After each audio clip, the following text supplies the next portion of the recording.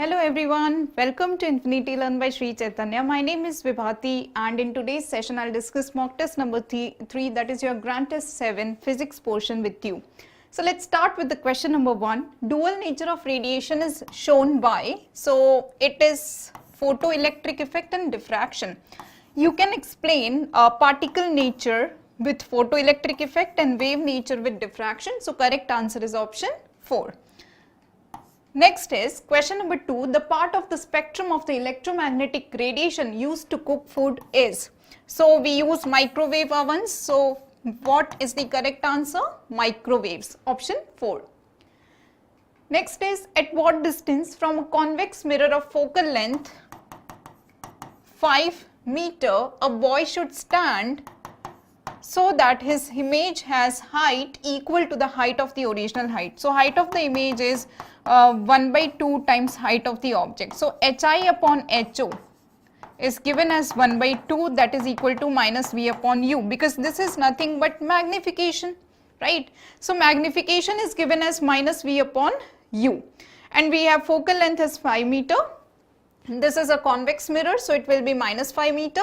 Now use mirror formula. So 1 upon v is equals 1 upon v. So we need to find v in terms of u. So from this one v will be minus u upon 2.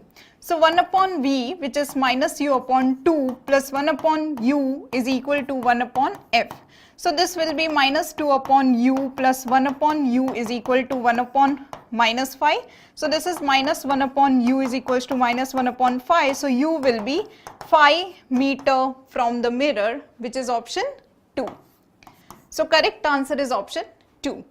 Next is a vessel of height 28 centimeter is filled with water completely. Diffractive index of the water if is mu if viewed from the above. The coin at the bottom appears to be at a depth of. So refractive index of the water is 4 by 3, right? We all know this thing. So we need to find the apparent depth of the coin. This is coin, but because of the refraction, it will appear somewhere over here. If actual depth of the coin is d, then apparent depth becomes d upon mu, right? What is d? Actual depth is 28 centimeter divided by mu is 4 upon 3. So this is 28 into 3 divided by 4, that is equal to 21 centimeter. So correct answer is option 2. Next is in a Young's double slit experiment, the width of the one of the slits is 3 times the other slit. The amplitude of the light coming from slit is proportional to the slit width. Find the ratio of the maximum to minimum intensity of the interference pattern. Let's say from slit 1 light amplitude is A1 and from slit 2 light amplitude is A2. Now amplitude is directly proportional to width of the slit and second slit is 3 times the first one, right? So this of the one of the slit is 3 times the other slit, right? So slit width of the second one is 3 times the first one. So amplitude of the second one will be 3 times the first one, right? So from this one we'll get A2 is equal to 3A1. Now we know that I max upon I min is equal to A1 plus A2 divided by A1 minus A2 whole square. So this is A1 is A1, A2 is 3A1 divided by A1 minus A2, A1 minus 3A1 ka whole square. So this will give you what? 4A1 square, 4A1 ka whole square divided by minus 2A1 ka whole square, right? So this will be 16A1 square divided by 4A1 square. A1 square cancel, so this is 4. So ratio is 4:1, which is option 3. Next is this one. According to Bohr's theory, the expressions for the kinetic and potential energy of an electron revolving in an orbit is given by. So kinetic energy is E square upon 8 pi epsilon naught r and potential energy is negative, that is minus E square upon 4 pi epsilon naught into r, right? So correct answer is option 1. Next is the binding energy of 1H2 binding energy is given as 2.22 mega electron volt. Binding energy of 2He4 is given as 28.3 mega electron volt, and binding energy of 26 Fe56 is given as 492 mega electron volt, and for uranium 92-235 it is given as 1786 mega electron volt, right? So we need to find that which of the following is most stable. So if binding energy per nucleon is maximum, then the nucleus will be more stable, right? So binding energy of 1s2 is 2.22 divided by total number of nucleons, that is 2, will give you what? Binding energy per nucleon, which is 2.22 divided by 2. This will give you 28.3 divided by nucleons of He, that is 4. For iron, it is 492 divided by nucleons 56, and for uranium, it is 1786. Total binding energy divided by the total number of nucleons, protons and neutrons is 235. So out of these 4 values, maximum will be for iron. It will be more than 8 mega electron volt. So that is why this nuclei is more stable. Out of this 4, iron is more stable. Next is the applied input AC power of full wave rectifier is 80 watt. P input is 80 watt and P output is 60 watt. The rectification efficiency is P output divided by P input into 100%, right? So this will be 60 divided by 80 into 100. This will cancel this, so we'll get 3/4 into 100, that is 75%. So correct answer is option 1. Next is this one, the correct Boolean operation represented by the circuit diagram drawn is. So when switch A and B both are open, there will be some potential difference across this LED. 6 volt, this is earth, so this is 0 volt. So potential difference across this particular branch is what? 6 volt, right? So there will be some current flow and LED will glow. So if the input is 0 0, matlab if switch A and B are open, that means we are applying operation 0 0 to each. Then output will be LED will glow, matlab Y. If LED is glowing, we will represent it by 1.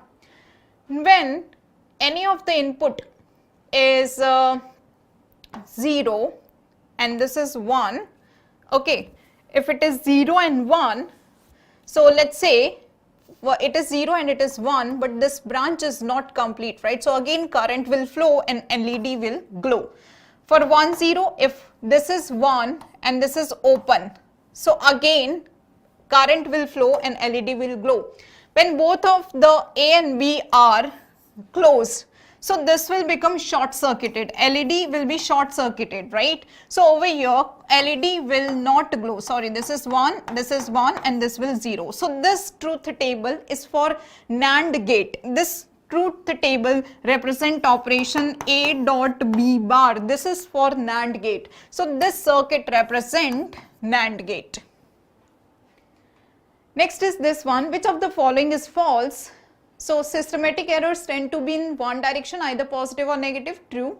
Zero error of vernier calipers is a random error. No, it is false. So correct answer is option 2. Next is a body moving with uniform acceleration has a displacement 16 meter in the 4th second. So S4 is 16 meter, which is equal to S nth. Displacement of the body in the nth second of its motion is u plus a by 2 into 2n minus 1, right? So u is u plus a by 2 into 2, n is 4 minus 1. So 16 is equivalent to u plus a by 2 into 7. Now for the second, the displacement of the body is 8. So it is 8 is equals to u by 2, u plus a by 2 into 2 into 2 minus 1. So this will be u plus a by 2 into 4 minus 1, that is u plus 3a by 2. Okay. Now this is equation 2 and this is equation 1. Subtract equation 1 from 2, so we will get 16 minus 8 is equal to u plus 7a by 2 minus u minus 3a by 2. You cancel, this is 8, this is 7a by 2 minus 3a by 2, 4a by 2, and this will give you what? A is equals to 4 meter per second square. 4 meter per second square. Once you get the value of a, put it here in the equation 1. So you will get the value of u. Okay. So value of u over here will be 16 is equal to u plus 4 by 2 into 7. This will be 2, this is 14. So u will be 2 meter per second. Right. Now its displacement in the first 5 seconds is, what is the displacement in the first 5 seconds? So s is equals to ut plus half at square. So s is ut plus half at square, u is 2, t is 5 plus half, a is 4 into t square is 5 into 5. So this will give you 2, this is 50 and this is 10. So displacement of the body in the first 5 seconds is 60 meter, which is option 3. Next is this one, which is a suitable method to decrease friction. We use ball and bearings for decreasing friction. Yes, we use lubrication. Yes, we use polishing. So all of these methods are equally applicable for decreasing friction. So correct answer is option 4. Next is, a block of mass m is placed on a smooth inclined plane of inclination theta. The normal reaction on the block is N1. When it is placed on the smooth inclined plane of inclination theta, normal reaction of the block is N1. So let's find all the forces also. So this is mg. So this component will be mg cos theta. Right. So in this case, normal N1 is balanced by mg cos theta. When an acceleration is given to the inclined plane so that block does not slide with respect to inclined plane, now the new normal reaction is N2, then N1 upon N2 is. So let's say this is inclined plane, same inclined plane, this is our block, this force is mg, new normal reaction is N2, and we are providing this inclined plane and acceleration a such that the block with respect to inclined plane is stationary, Okay? So if acceleration of the block is like this, then it will experience, the acceleration of the inclined plane is like this, then it will experience a pseudo force ma in the backward direction.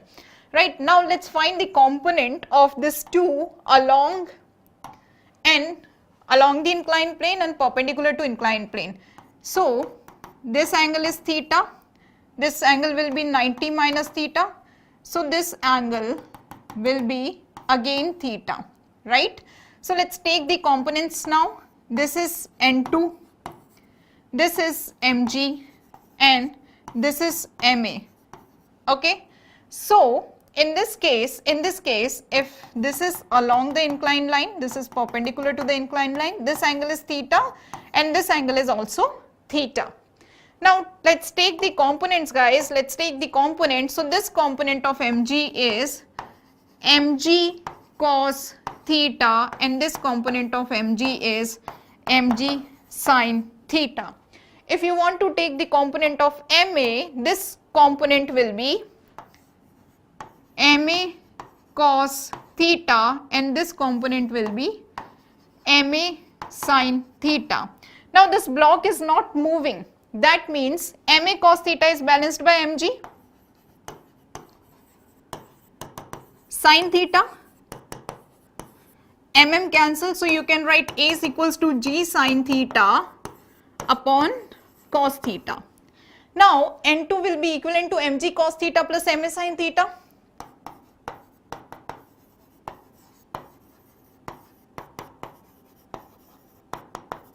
But a is what? G sin theta upon cos theta, put it here. So N2 will be mg cos theta plus, in this case it is m g sin theta upon cos theta into sin theta, right?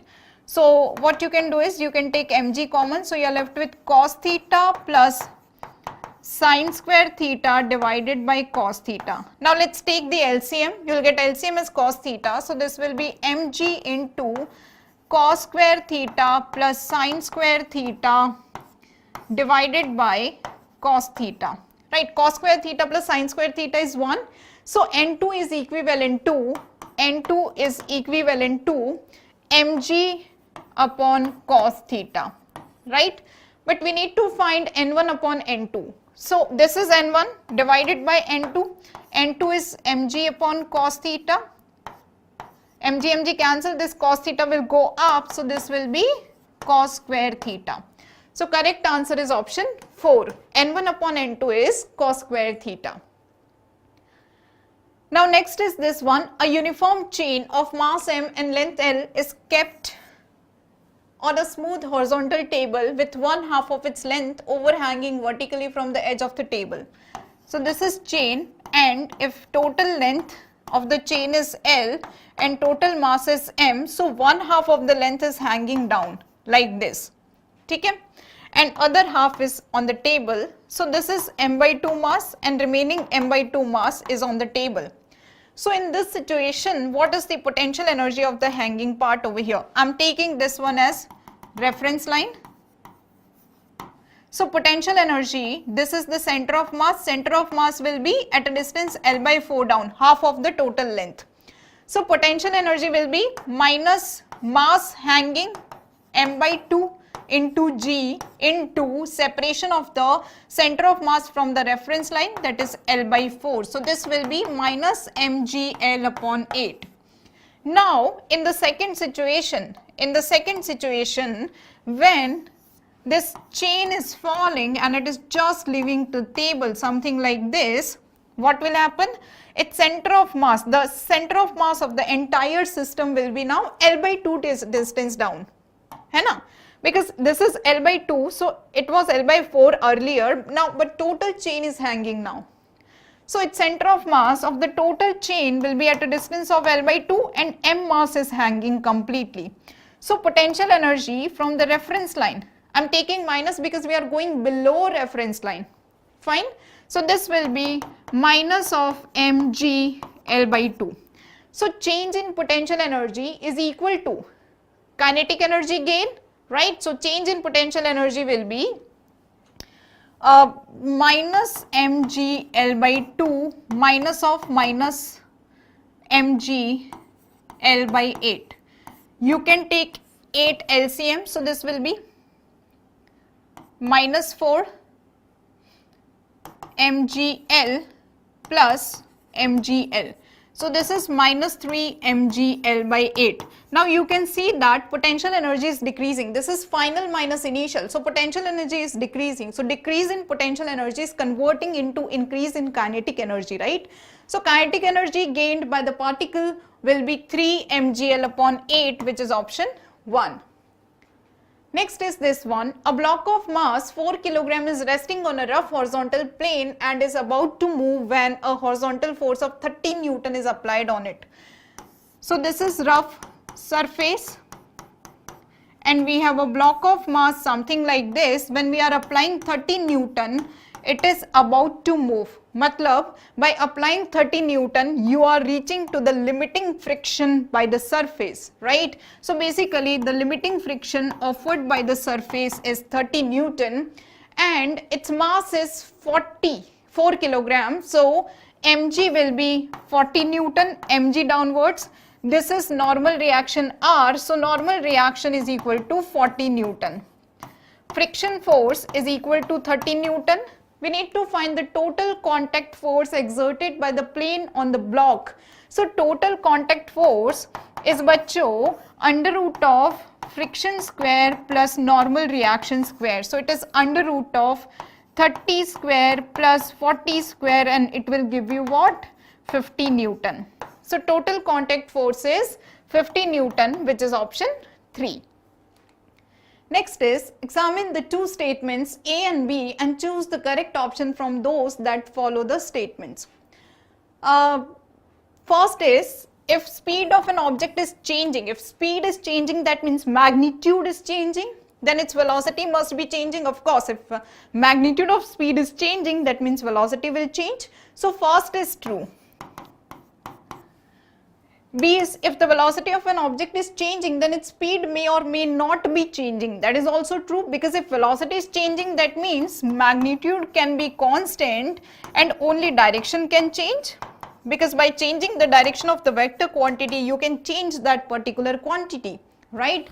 So if I am changing only direction of the velocity, magnitude will be same and speed will be same. So if you are changing the velocity of an object, that doesn't mean that speed will for sure change, right? So speed may or may not change. So this statement B is also true.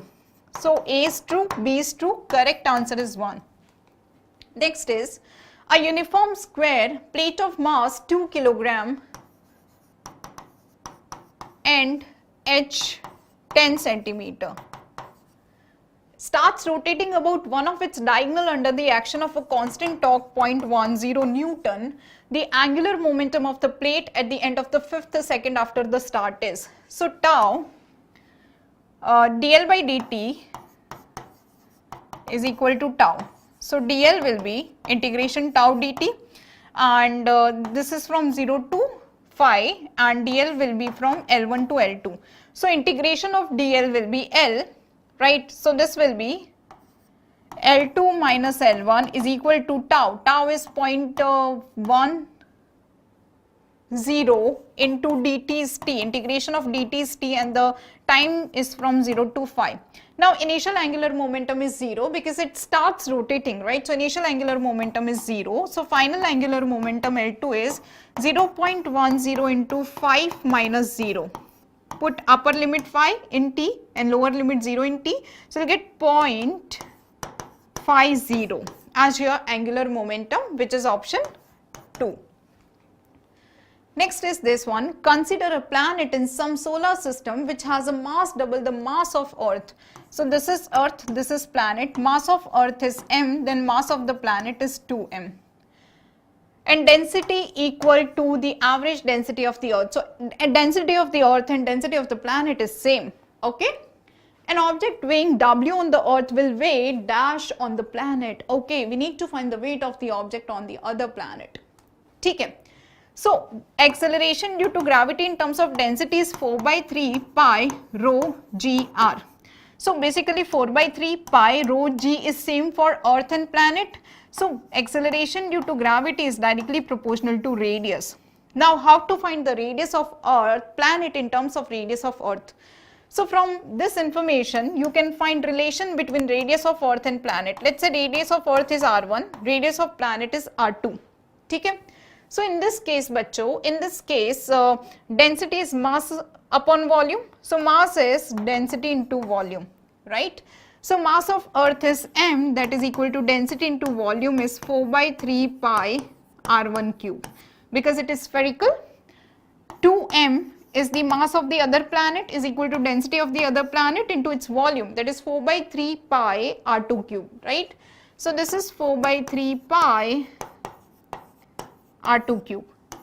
Divide it, cancel, so we have 1 by 2 is equal to rho cancel, 4 by 3 cancel, pi cancel, so r1 upon r2 cube is equal to 1 by 2. So r1 upon r2 is equal to 1 by 2 to the power 1 by 3. Okay. So acceleration due to gravity on Earth divided by acceleration due to gravity on the planet is r1 upon r2 because it is directly proportional to r, but r1 upon r2 is 1 by 2 to the power 1 by 3. Okay. So if you multiply it by mass of the body, let's say it is m dash. So m dash ge is the weight of the body on the Earth divided by m dash gp is the weight of the body on the planet, that is w dash is equal to 1 upon 2 to the power 1 by 3. Okay. So w dash will be 2 to the power 1 by 3 times w. So new weight of the body on the planet will be 2 to the power 1 by 3 times w. Alright. Chalo. Next is, consider the following statements and identify the correct answer. So in this one, surface tension of liquid generally decreases with rise in temperature. It is true. Surface tension decreases with rise in temperature of the liquid. Viscosity of gases generally decreases with rise in temperature. No. Viscosity of the gases generally increases with rise in temperature. So this is false. Viscosity of liquids generally decreases with rise in temperature. Yes, it is also true. Viscosity of liquids decreases with increase in temperature. So only 1 and 3 are true. So correct answer is option 3. Next is the velocities of a body executing SHM at displacements A and B are B and A respectively. The amplitude of SHM will be. So velocity at displacement A is B and at displacement B it is A. So we know that velocity is omega square, velocity is omega under root A square minus x square. Okay? So velocity is B when displacement is A, so it is B is equals to omega under root A square minus x is A, so it is A square. And for second case, velocity is A when displacement is B, so it is A is equals to omega under root A square minus B square. Divided, guys, omega omega cancel, so we have B upon A is equal to under root of A square minus A square divided by under root of A square minus B square. Square it now, so this is B square upon A square is equal to A square minus A square divided by A square minus B square. Cross multiply it, so this is A square B square minus B to the power 4 is equal to A square minus A to the power 4, right? So let's rearrange this word. So we have A to the power 4 minus B to the power 4 is equals to A square minus A square B square. Okay? So A to the power 4 minus B to the power 4 can be written as A square plus B square into A square minus B square.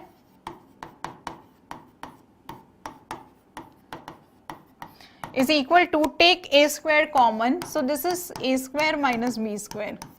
This will cancel this, so we have capital A square as A square plus B square. So A will be under root of A square plus B square, which is option 3.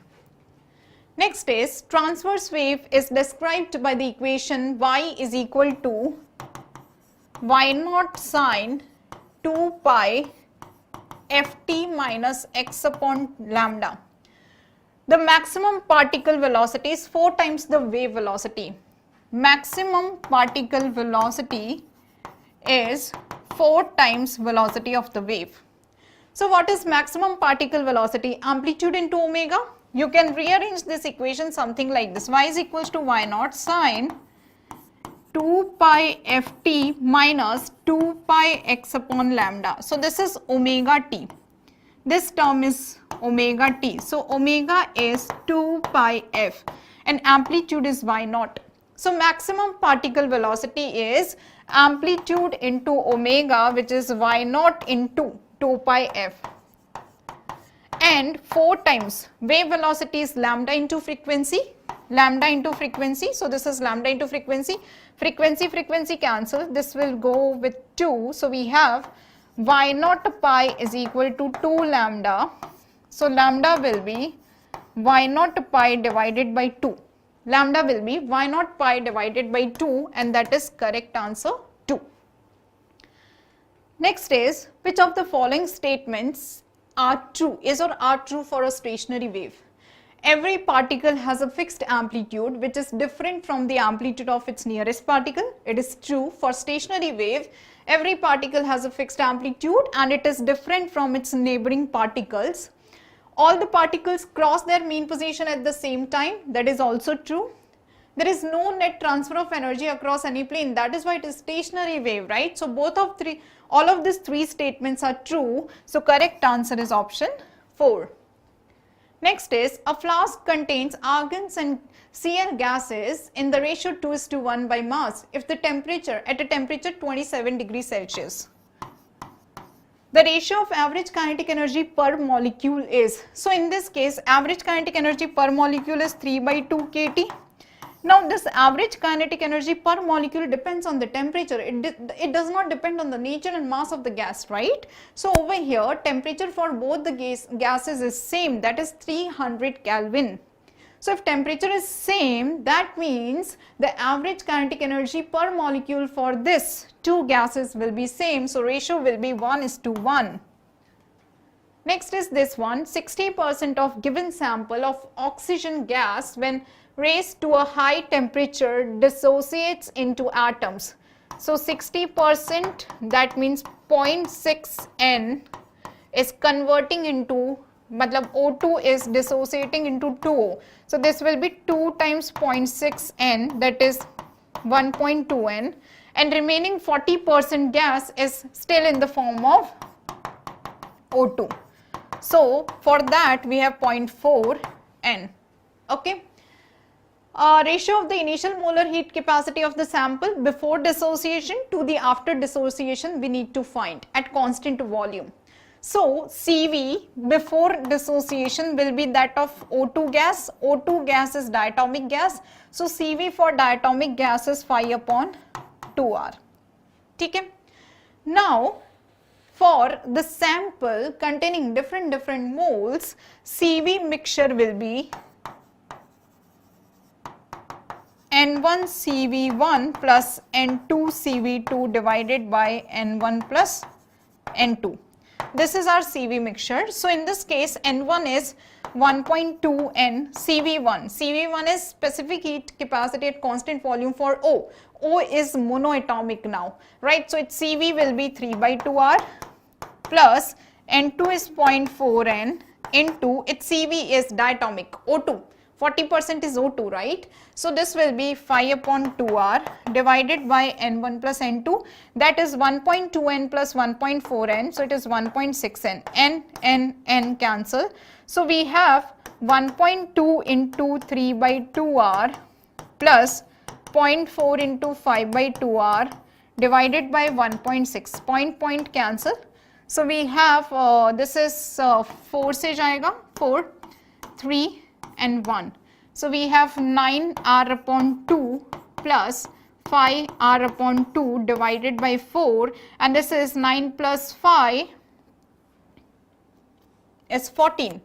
14R/2 divided by 5. So this is 14R/8 and it is 7R/4. So after dissociation of certain sample, it is 7R/4. So before after ratio will be 5/2R divided by 7R/4. RR cancel, this will go by 2. So this 5 into 2 will be 10. So ratio is 10/7, which is option 3. Next is, consider the process on a system shown in figure. During the process, the work done by the system is, so you can see that arrow is like this. The arrow sign is like this, so volume is increasing from this value to this value. So if volume of the system is increasing, then work done by the system increases, it continuously increases. So correct answer is option 1. Next is, a paramagnetic sample shows a net magnetization of 6 ampere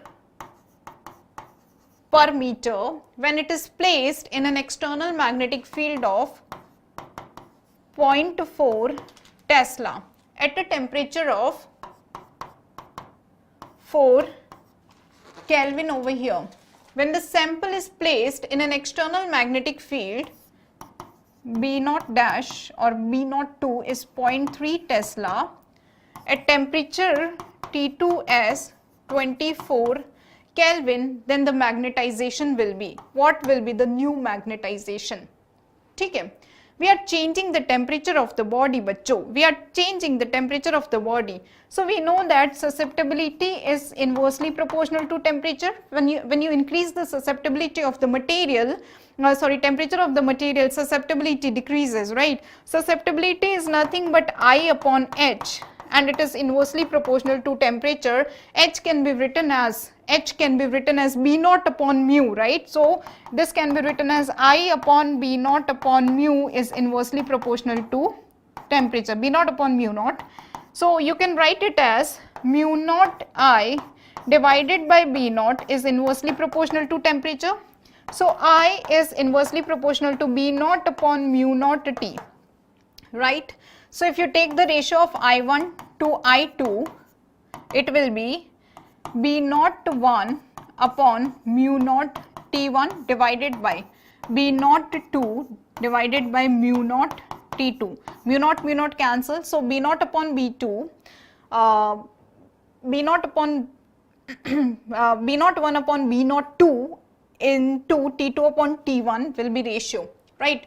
So I1 upon I2 will be B naught 1 divided by B naught 2 into T2 upon T1. What is B naught 1?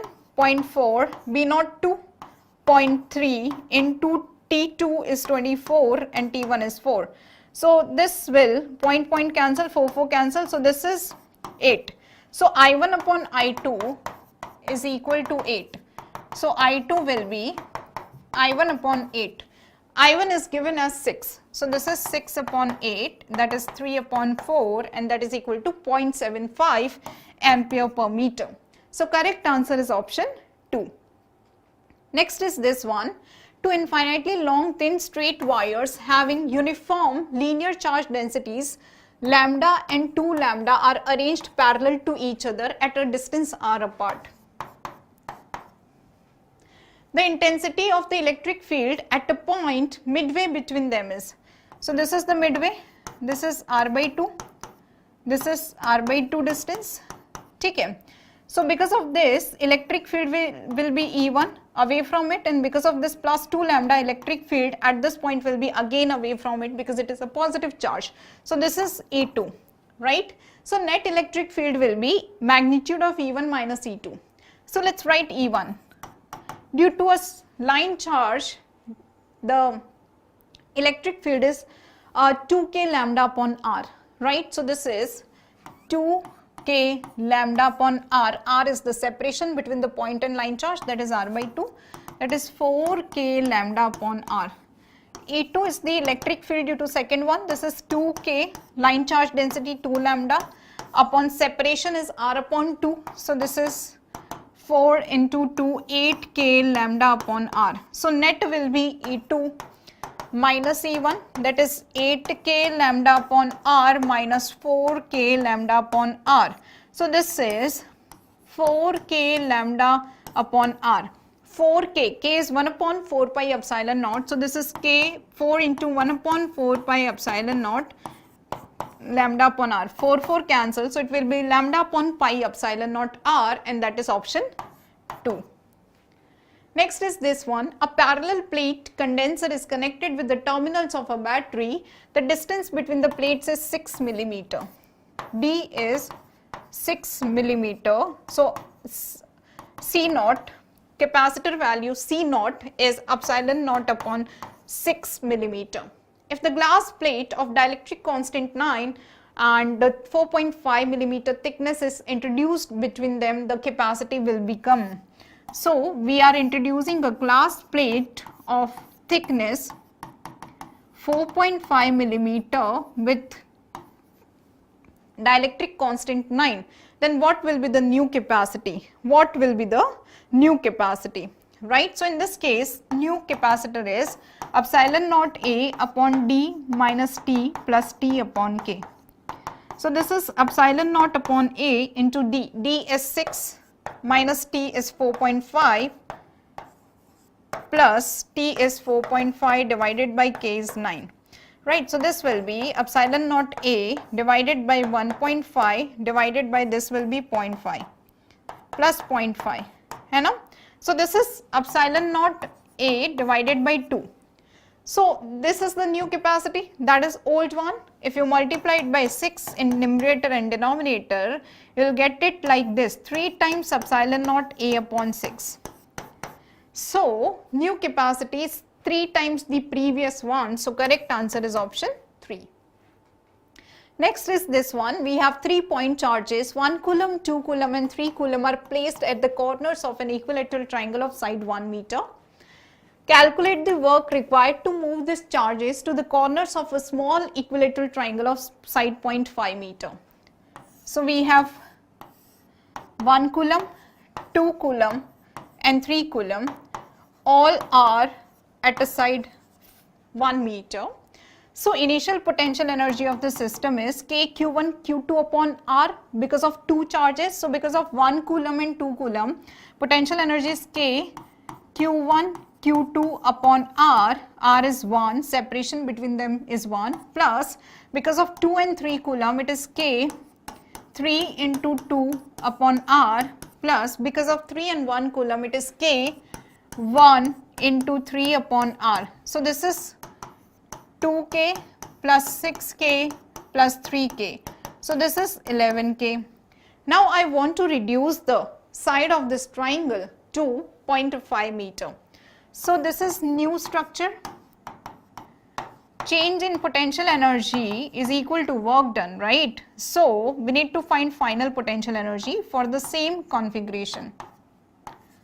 So because of 1 and 2 coulomb, potential energy final will be K Q1 Q2 upon R is 0.5, plus because of 2 and 3 coulomb it is K 3 into 2 divided by 0.5, plus because of 3 and 1 coulomb it is K 3 into 1 divided by 0.5.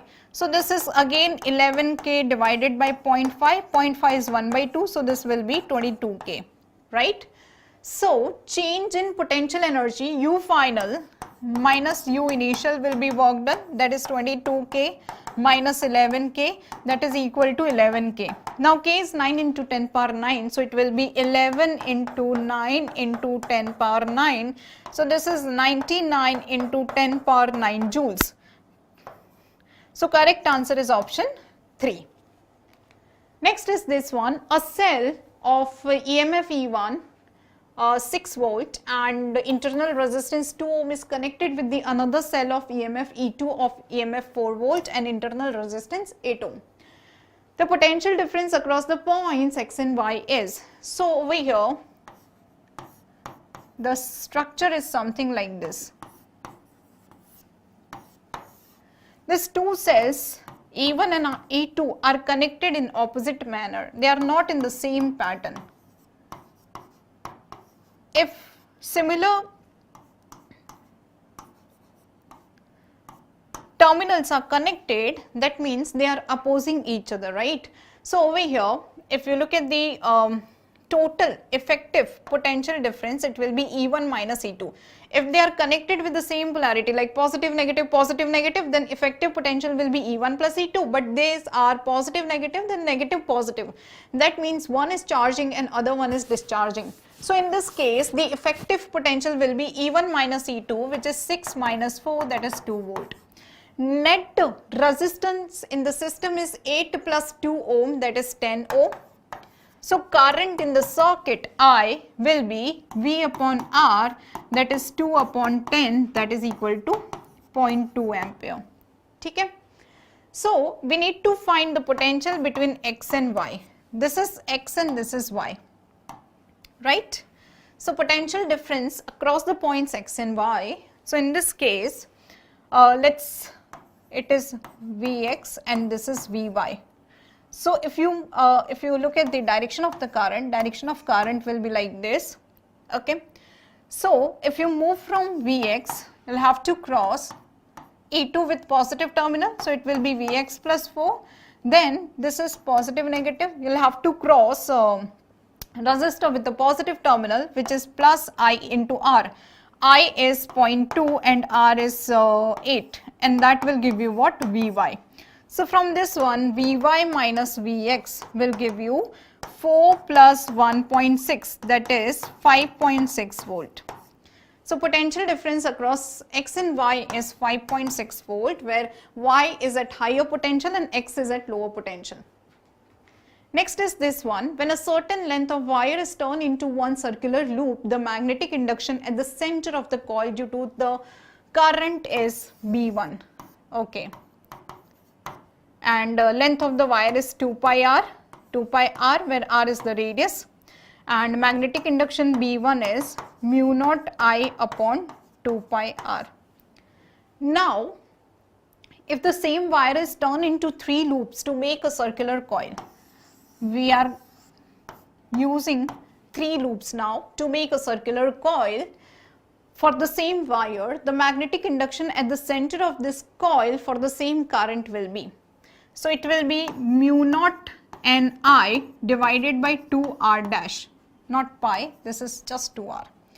But we need to find R dash first. So total length of the wire is same, right? So 2 pi R is equal to 3 times 2 pi R dash. We have 3 loops and each loop is having a length of 2 pi R dash. So 2 pi cancel, so R dash is R upon 3. Put it here, so this will be mu naught into 3 I divided by 2. R dash is R upon 3. So this will be 9 times mu naught I upon 2R. Mu naught I upon 2R is B initial, B1, so it will be 9 B1, right? So correct answer is option 2. Next is this one, a galvanometer has 30 divisions and a sensitivity 16 microampere per division. So current through total maximum deflection current will be current to sensitivity 16 into 10 power minus 6 ampere per division divided by into number of divisions, that is 30 divisions. Division cancel, so we have 480 into 10 power minus 6 ampere as Ig. It can be converted into a voltmeter to read 3 volt by connecting resistor. And what resistor? And galvanometer resistance is given as 250 ohms. So when we want to convert galvanometer into voltmeter, we add one resistor in series. So this is Ig and this is 3 volt. Potential difference across this one will be 3 volt at full scale. So Ig into G plus R is equal to 3. Ig is 480 into 10 power minus 6 into G is 250 plus R is equal to 3. So this 250 plus R will give you 6250. So R will be 6000 ohms, and we are connecting this resistor in series, so we need to add 6 kilo ohm resistor in series to convert this galvanometer into voltmeter. Next is this one, in an AC circuit V and I are given by V is equals to 100 sin 100 t theta volts and I is equals to 100 sin 100 t plus pi by 3 milliampere. The power dissipated in the circuit is, so power is I naught V naught by 2 into cos phi. I naught is 100 milliampere, which is 0.1 ampere.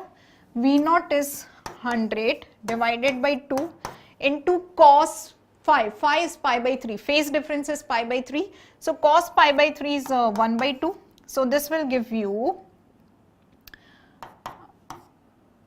50, 25 and it is 2.5 watt. So correct answer is option 1.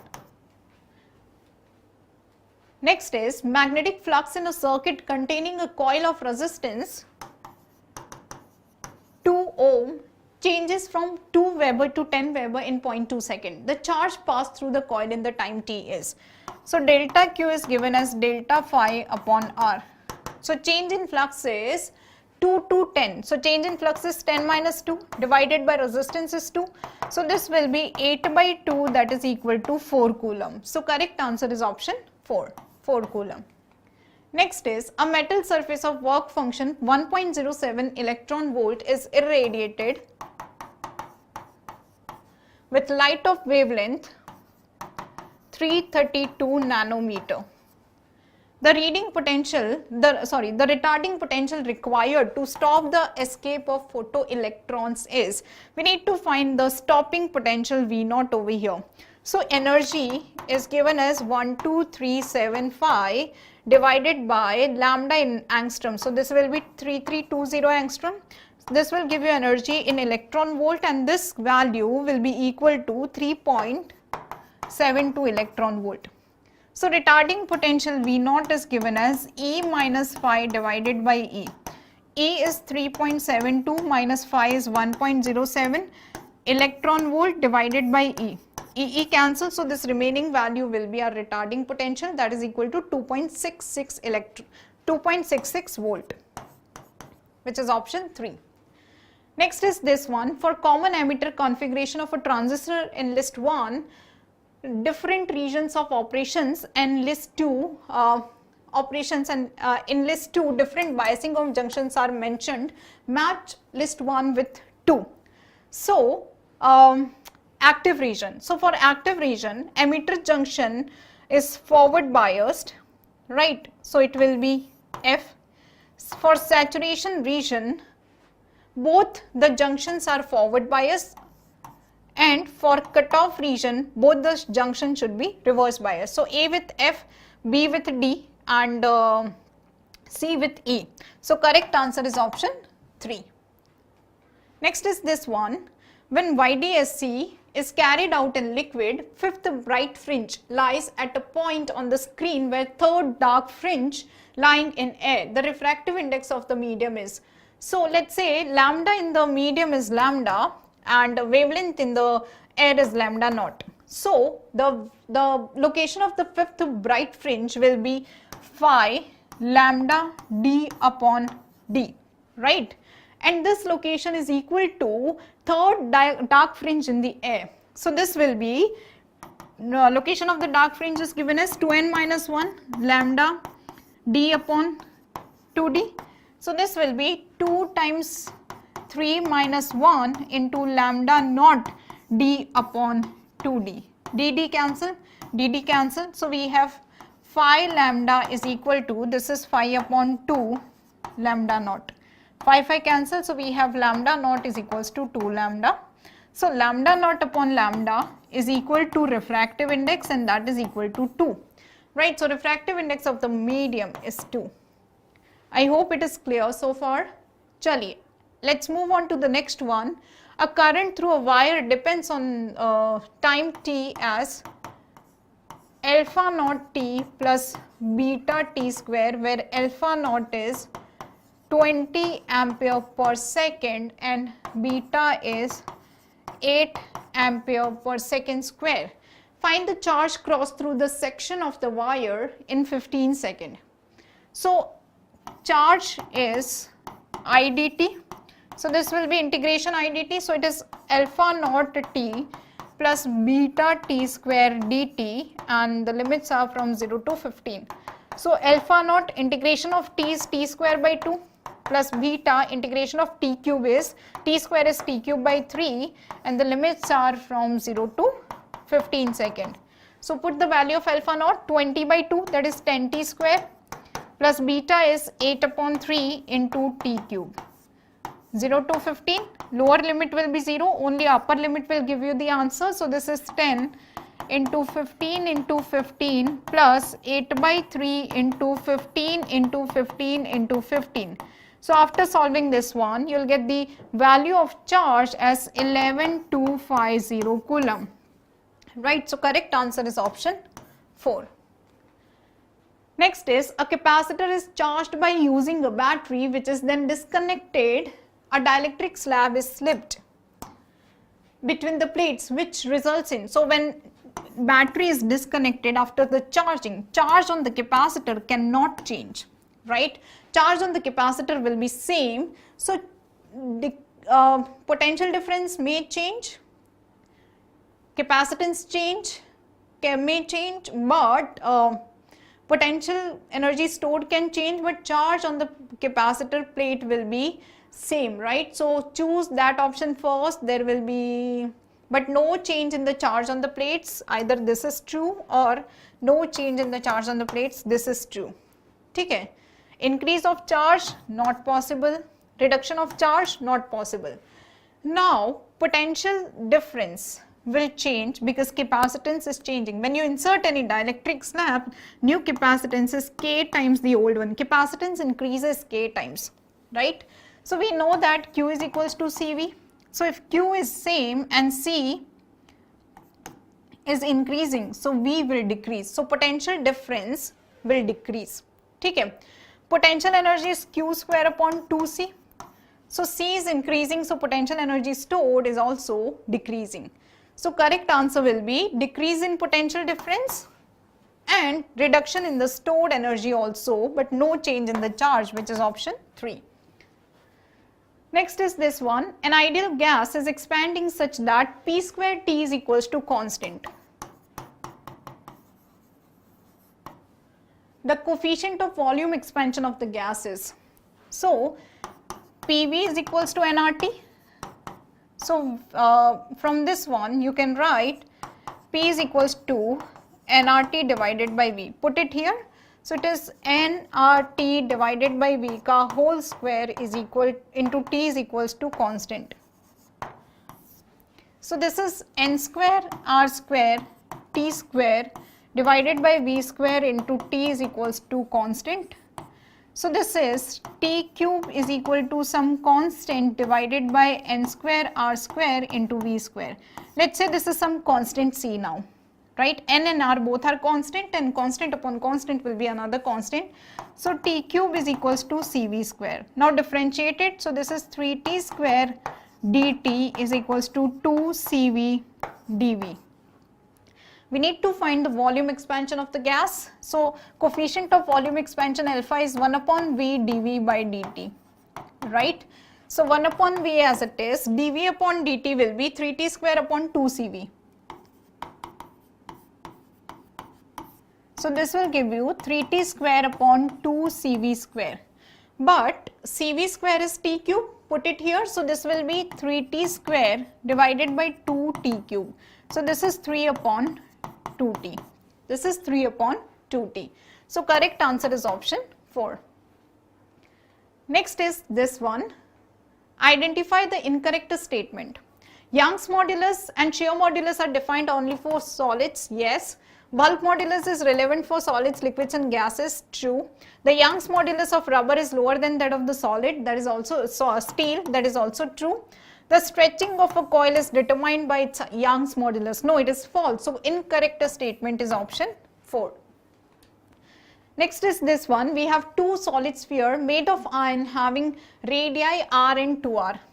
This is first sphere and this is second sphere. Radius is r and its radius is 2r. And they have the same material, so their density will be same, rho and rho. They are arranged to touch each other like this. The distance of the center of mass of the system from the center of the smaller sphere is. So, let us say this is center of the smaller sphere is origin. We need to find the distance of the center of mass from this sphere. So, volume of this sphere is 4 by 3 pi r cube. So, volume of this sphere will be 4 by 3 pi 2 r ka cube. So, this is 8 times 4 by 3 pi r cube. So, if volume of the first sphere is V, volume of the second sphere is 8V. So, mass of the first sphere is rho into V, density into volume. So, mass of the second sphere is 8 times rho into V because its volume is 8 times. So, you can say that if mass of the first sphere is m, mass of the second sphere will be 8 times m. Okay. So, we have masses now. Now, center of mass of the second sphere will be here at a distance 3r comma 0 from the origin. This is r and this is 3r. So, we have x2, we have y2, we have x1, y1. So, we can calculate xcm, that is m1 x1 plus m2 x2 divided by m1 plus m2. m1 is m, x1 is 0, m2 is 8m, x2 is 3r divided by m1 plus m2 is m plus 8m, that is 9m. So, this will be 24m r divided by 9m, mm cancel, this will be 3, this will be 8. So, we are getting our answer as 8r upon 3. So, at the distance of 8r upon 3 from the center of the smaller sphere, we are getting our center of mass 8r upon 3. So, correct answer is option 3. Next is this one, the kinetic energy needed to project a body of mass m from Earth's surface to infinity. So, total energy, mechanical energy of the body is always conserved, right, if there is no air resistance. So, at infinity, I am assuming kinetic energy is 0, potential energy is 0. So, at this Earth surface, total mechanical energy will be 0 because mechanical energy is conserved. So what is potential energy at the surface? It is minus gmm divided by r, and kinetic energy will be 0. Summation of potential plus kinetic is mechanical, and it should be 0 because at infinity we are having 0 because we are conserving mechanical energy. So kinetic energy required to project this body to the infinity is gmm upon r, but we know that gm is equal to gr square. So put gm is equal to gr square, so this is gr square into m divided by r cancel, so it will be mgr. So correct answer is option 3. Next is this one. A ball of mass m moving with velocity u makes a head-on collision with another identical ball at rest.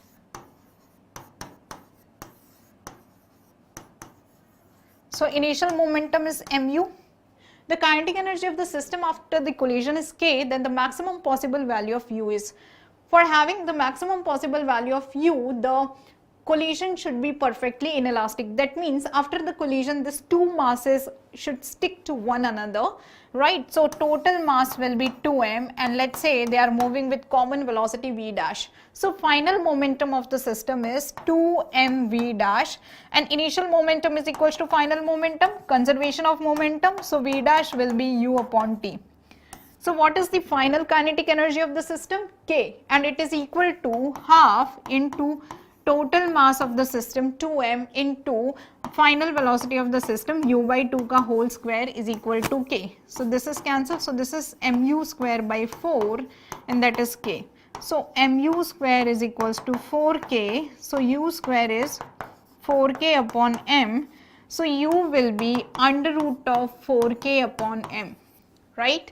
So correct answer is option 3. Next is, a person aiming to reach the exactly opposite point on the bank of stream is swimming at a speed of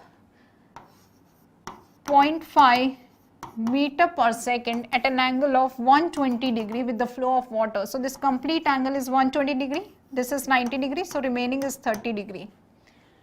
With the direction of the flow of water, the speed of the water in the stream is.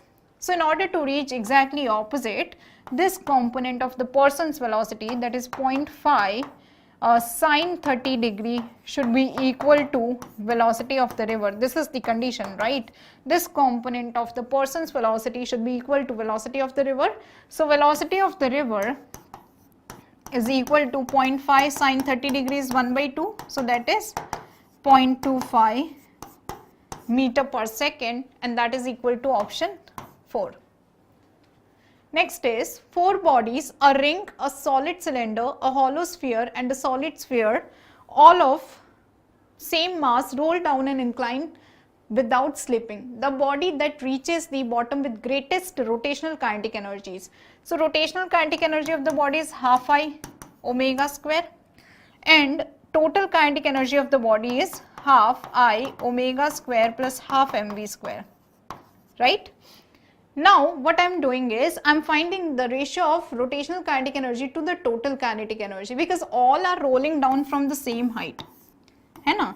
So total potential energy at this height will be total kinetic energy at this height. So total kinetic energy is same for all. Okay, total kinetic energy is same for all. So if rotational kinetic energy divided by total kinetic ratio is maximum for any object, then its rotational kinetic energy will be maximum, right? So it is same for all, it is equal to mgh. So it is half I can be written as mk square, where k is radius of gyration, omega square is v square upon r square, divided by half I is mk square, omega square is v square upon r square, plus half mv square. So you can cancel half mv square from all the terms. So we are left with k square upon r square upon 1 plus k square upon r square.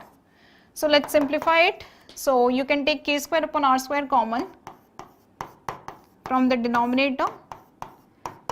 So we are left with 1 plus r square upon k square.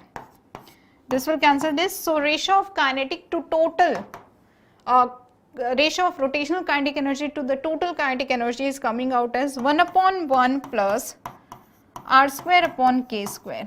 1 upon 1 plus r square upon k square. Okay.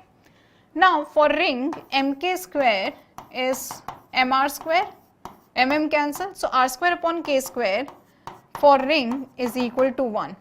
For solid cylinder, mk square is mr square by 2, cancel. So we have r square upon k square for solid cylinder as 2. For hollow sphere, 2 by 3 mr square is equal to mk square. So r square upon k square for solid cylinder is 3 by 2, and for hollow sphere, for solid sphere 2 by 5 mr square is equals to mk square, cancel. So r square upon k square is equal to 5 by 2. Now you can see that r square by k square value is minimum for ring and it is maximum for solid sphere. So this is the ratio that we want. If this ratio is maximum for any object, then its rotational kinetic energy will be maximum.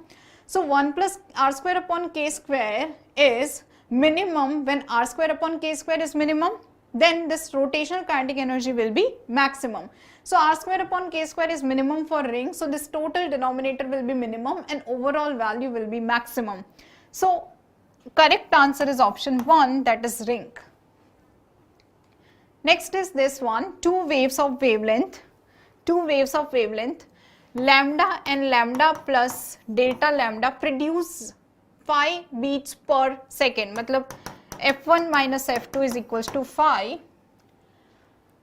If delta lambda upon lambda is equals to lambda plus delta lambda upon 65, find the speed of sound wave in gas in which these waves produce beats. Okay. So delta lambda upon lambda is equal to lambda plus delta lambda upon 65. Cross multiply it. So this is delta lambda upon lambda into lambda plus delta lambda, and that is equal to 1 upon 65. So this is what you can do is you can add plus and minus lambda in the numerator. So this will become lambda plus delta lambda minus lambda divided by lambda into lambda plus delta lambda is equal to 1 upon 65. Okay? Now divide individually. So this is lambda plus delta lambda divided by lambda into lambda plus delta lambda minus lambda upon lambda into lambda plus delta lambda is equal to 1 upon 65. Lambda lambda cancel, this cancel, so we have 1 upon lambda minus 1 upon lambda plus delta lambda is equals to 1 upon 65. Also we have this information, f1 minus f2 is equals to 5. f1 is v upon lambda, right? So this is equal to v upon lambda minus v upon lambda plus delta lambda is equal to 5. Frequency is v upon lambda. So for f1 it is v upon lambda, for f2 it is v upon lambda plus delta lambda, it is equals to 5. So we have 1 upon lambda minus 1 upon lambda plus delta lambda as 5 upon v. We have this value as 1 upon 65 and also 5 upon v. So 1 upon 65 is equals to 5 upon v. So v is 65 into 5, that is equal to 325 meter per second. So this is the speed of sound wave in the gas, that is 325 meter per second, which is option 1. Next is this one, a refrigerator works between 4 degrees Celsius and 30 degrees Celsius. So T1 is given as 30 degrees Celsius, which is 273 plus 30, that is 303 Kelvin, and T2 is given as 4 degrees Celsius, which is 273 plus 4, that is 277 Kelvin. It is required to remove 600 calories of heat every second in order to keep the temperature of the refrigerated space constant. The power required is, so in this case bachcho, we know that Q1 upon Q2 is equal to T1 upon T2, right? So you can write Q1 as T1 upon T2 into Q2, right? T1 is what? T1 is what? T1 is 303, T2 is 277 and Q2 is 600 calories. So this is 600 into 4.2 joules, right? Now this is Q1. So if you do Q1 minus Q2, that is 303 divided by 277 into 600 into 4.2 minus Q2 is 600 into 4.2. You'll get Q1 minus Q2 per second, and that is equal to work done, and that is equal to, this work done is being done in 1 second. It is given in every second, right? So this work done is being done in 1 second. So power required, that is joule per second, will be this value minus this value, and this will give you what? 236.5 watt. I hope it is clear. Chaliye. This is next one. We have two resistances are connected in two gaps of a meter bridge. The balance point is 20 centimeter from the zero end. So R1 upon R2 is L upon 100 minus L. So it is 20 divided by 100 minus 20, that is 20 divided by 80 is equals to 1 upon 4. So R1 upon R2 from the first situation is 1 upon 4. A resistance of 15 ohm is connected in series with the smaller of the two. R1 is smaller because balance point is closer to R1, right? It is 20 centimeter to R1. For R1, it is 20 centimeter, right? So R1 is smaller. Okay. So when you add 15 centimeter to R1 in series, so new resistance of this will be R upon 15 divided by R2 as it is equal to, new balance point is 40 centimeter. So now new L is 40. So L upon 100 minus L will become 40 upon 100 minus 40, that is 60, that is 2 by 3. So let's divide this by this. So you'll get R2 cancel. So we have R1 upon R1 plus 15 is equal to 1 upon 4 divided by 2 by 3, that is 3 upon 8. Right. So 8R1 is equal to 3R1 plus 45. So 5R1 is equal to 45 and R1 is 9 ohm. So R1 value is 9 ohm. Next is this one. Figure shows mixture of blue, green, red colors incident normally on a right angle prism. Critical angle for blue, green, red colors are 43 degree, 44 degree and 46 degree respectively. The arrangement will separate. So this is normal incidence. So this 3 rays for this 3 colors will go normal like this, will go without deviating, and it will strike this surface of the prism. Now this is 90 degree, 90 degree, 90 degree. So angle of incidence for all these 3 rays is 45. This is 45. So this is 45, 45 and 45. Angle of incidence is greater than critical angle, then TIR will happen, otherwise there will be no TIR. So for red and green, angle of incidence is 45 and it is greater than angle of its critical angle. For red, critical angle is 43 degree. For blue, critical angle is 43 degree and angle of incidence is 45 degree. So blue will perform TIR. Okay. Green, again for green, angle of incidence is 45 degree but critical angle is 44 degree. So green will also perform TIR. And for red, angle of incidence is 45 but critical angle is 46 degree.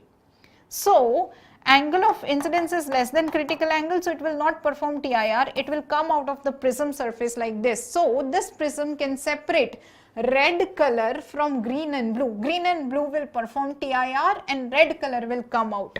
So red from green and blue. So correct answer is option 1.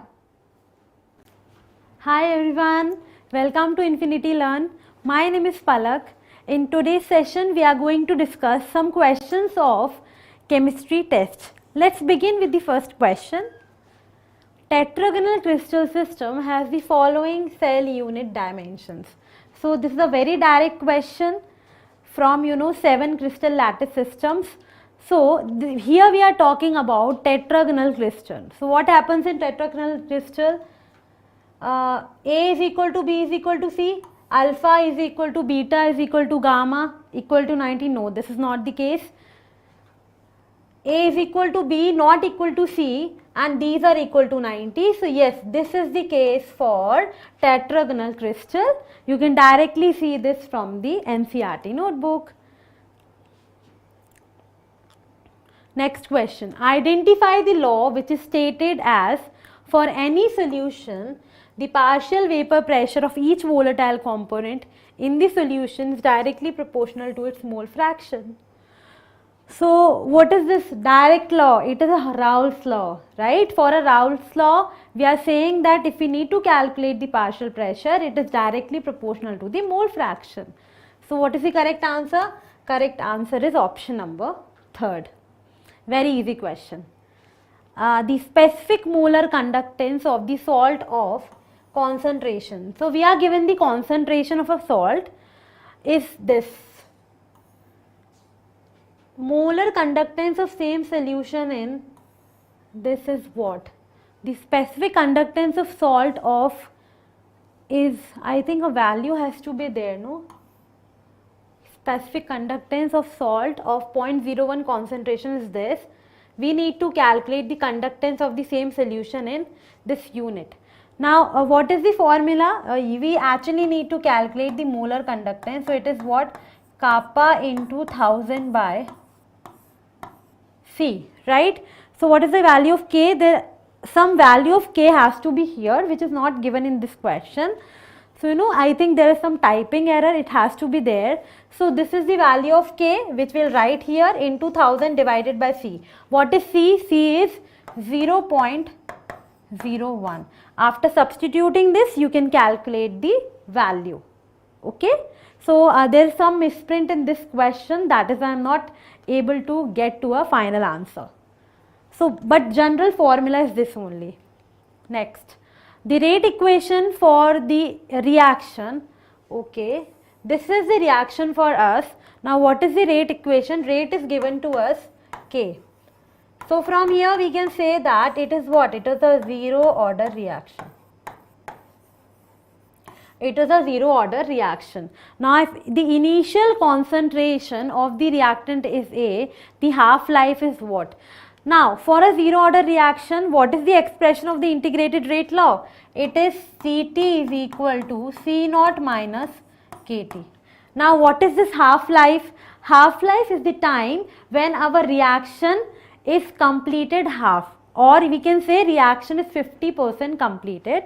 So we can say that at half-life T will become T half and Ct will be equal to Co by 2. Concentration at time T will be equal to Co by 2. Yes. Now we substitute this. So Co by 2 is equal to Co minus Kt half. I'll take this value here. So it will be Kt half is equal to C0 minus C0 by 2. So K into T half will be equal to C0 by 2. Now what will be the value of T half? T half will be C0 upon 2K. Now what is the initial concentration given to us here? It is A. So my final expression will be T half is equal to A by, this is the final expression of T half. Let's check A by 2K. So A by 2K is in the first option. So my answer will be option number 1. Very easy. So this topic is very important. Half-life and zero order first order reaction integrated rate laws. We are getting questions from this regularly. Now colloidal solutions are not purified by. So colloidal solutions are not purified by. So purification processes we are talking about, not purified by. So what is my answer? My answer is electrophoresis, because electrophoresis is a method which is not used for the purification.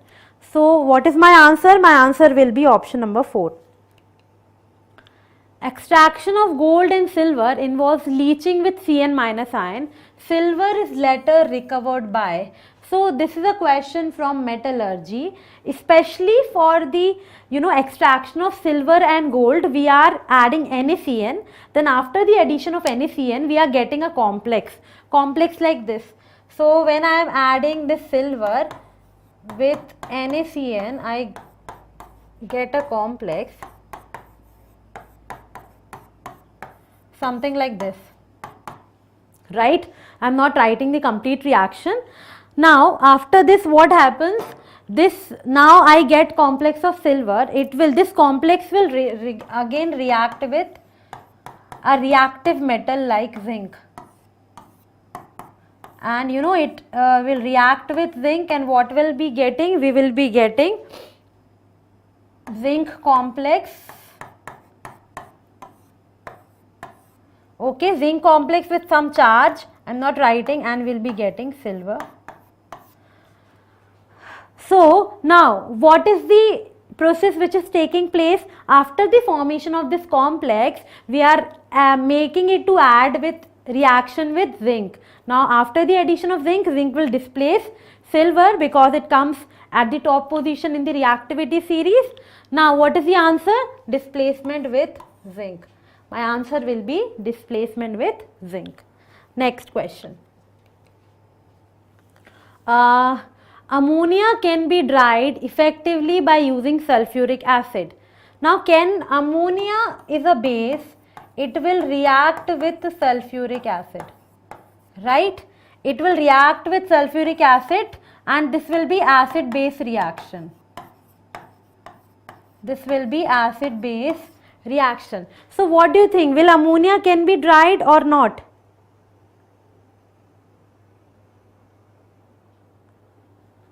Yes or no? Just a second. Yeah.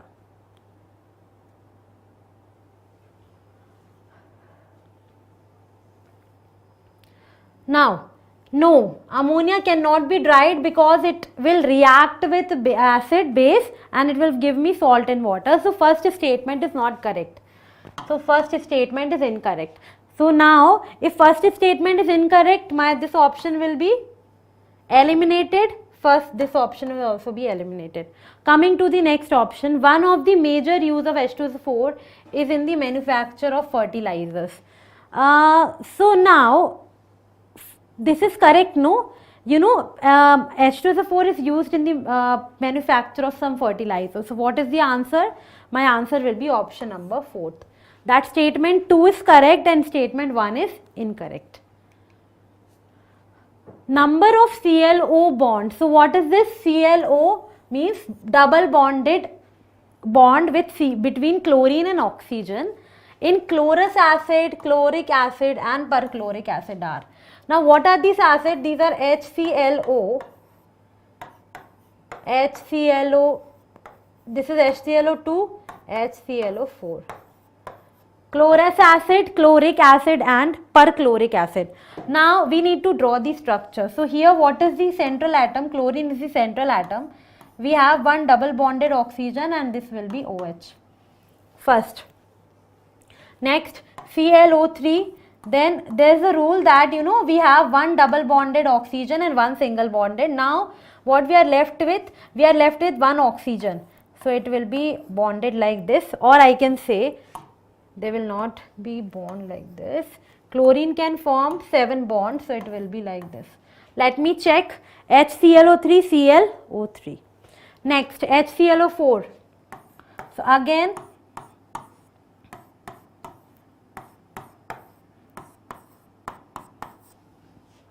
now can you help me to identify which is the correct option? So ClO bond 1, 2 and 3. So is there any option of 1, 2, 3? Yes ma'am, the option is, what is this? Option is 1, 2, 3, that is option number 2. Yeah. Next question. So actually chemistry question in this chapter started from 151 only, 151 to 200, and this is, I guess, which question? This is 158 because question numbers are not here, so that's the problem. Now, concentrated hot sulfuric acid act as moderately strong oxidizing agent. it oxidizes both metals and non-metals. Okay, yes, we know that, concentrated sulfuric acid is a very strong oxidizing agent. It will oxidize metal as well as non-metals. Yeah. Which of the following element is oxidized by concentrated H2SO4 into two products?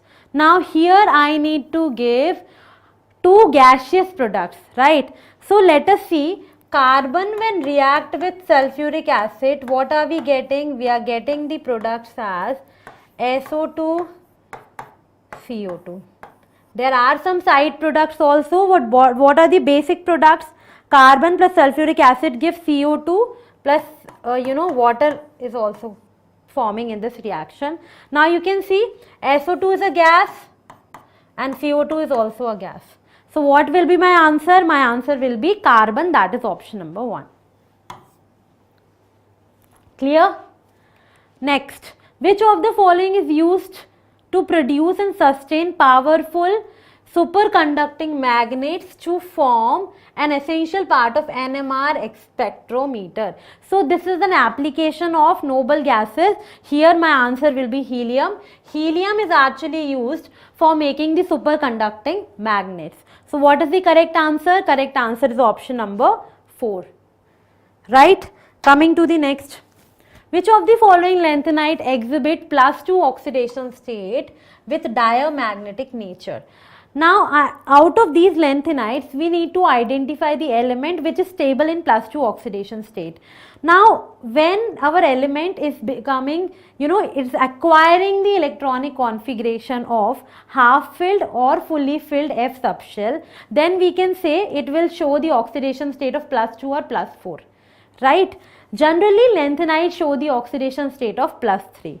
Now coming to this +2 oxidation state, so cerium generally shows the oxidation state of +4, lanthanum +3. Now coming to this element, that is ytterbium, it actually exists as 2+. Right? It actually shows the oxidation of +2, state of +2, and it is diamagnetic. It is diamagnetic. So my answer will be ytterbium, that is +2. You can also try and write the electronic configuration, right, of ytterbium. Now can you tell me what is the atomic number?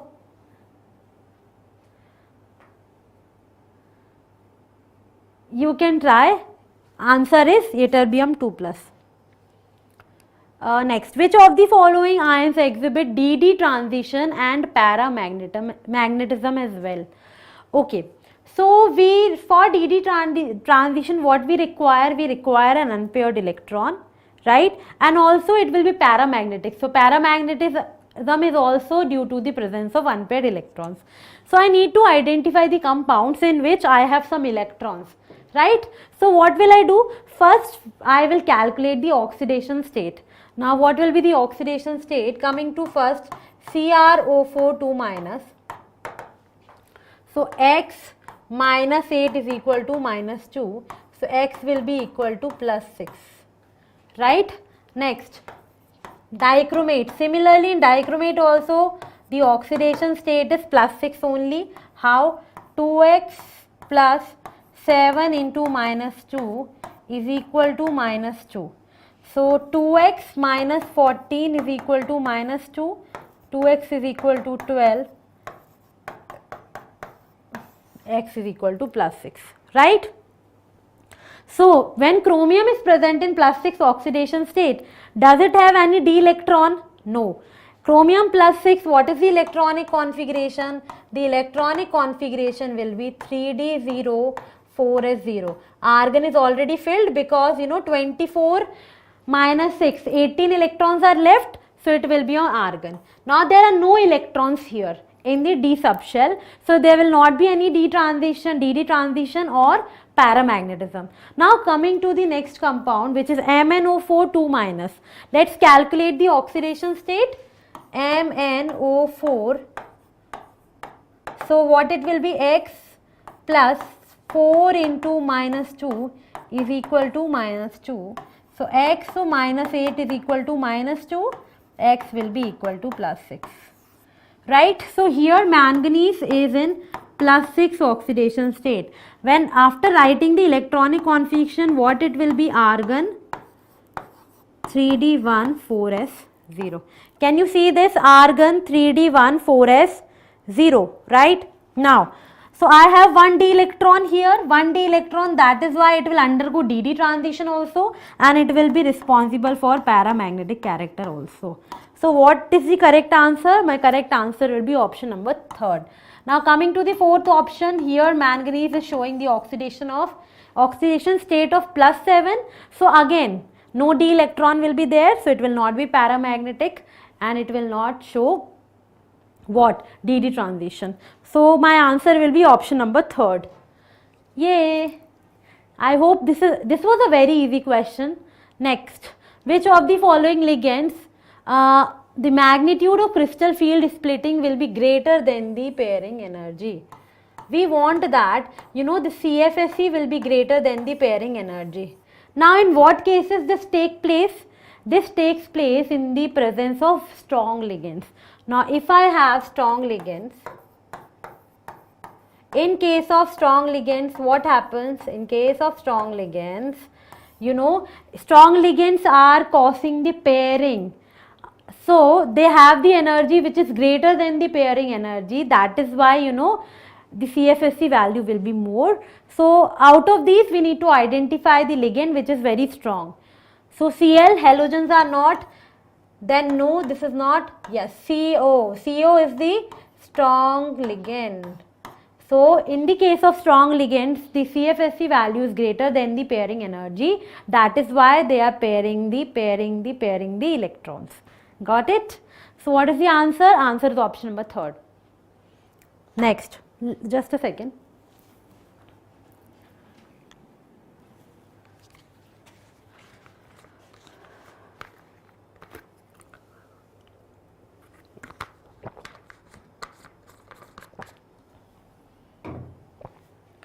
Titanium 3+ is colored while scandium 3+ is colorless. So let's see if this is correct or not.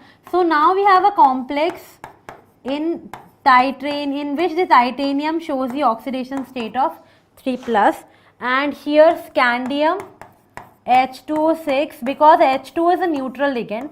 So that is why we can see that here titanium is in 3+ oxidation state, scandium is again in 3+ oxidation state. So they are telling us that this is colored and this is colorless. So colored and colorless depends on what? It depends on the number of unpaired electrons. Now if I have the electronic configuration D1 to D9, in the last paper also we got this type question, electronic configuration D1 to D9, then it will be colorful, colored complex. Else if I have D0 and D10 electronic configuration, my compound will be colorless. So same case is here, titanium 3+, so when writing the electronic configuration, it will be argon 3d1 4s0, right? Why? Because scandium titanium 21 22 electrons, 3 are gone, 1 is left. Scandium 3+, argon 3d0 4s0, right? So there is no d electron here, so this will be colorless, it will be colorful. Same thing is given, correct. So both are, A is correct, this is colored and this is colorless. Now coming to the reason, dd transition is not present in scandium, correct, because we don't have any electron in scandium complex, so that is why it will be colorless. So one assertion is correct, and reason is the correct explanation of the assertion. So what has to be the option? The option must be option number 1. Option number 1, right? So what is the correct answer? Correct answer is option number 1. Next, the reagents required for the one-step conversion of chlorobenzene to toluene. Okay, so I have what? Chlorobenzene. I need to convert chlorobenzene to toluene. I can say that I need to increase the carbon number by 1 also. So let's try with this. First, plus CH3Cl in sodium dry ether. Are we going to get this product? Yes, we will get. Why? Because this is an alkyl halide. It will react with another alkyl halide in the presence of sodium and dry ether. I'll be getting this compound. What is this reaction? This is Wurtz-Fittig reaction. Wurtz-Fittig reaction. One is aromatic aryl halide and the other is alkyl halide. So yesterday I told you about the Fittig reaction. There was a question about Fittig reaction. Today a question on Wurtz-Fittig reaction. Right? What is happening here? Alkyl halide, aryl halide, in the presence of sodium and diether we are getting toluene. So the correct answer is option number A. First one. Next question.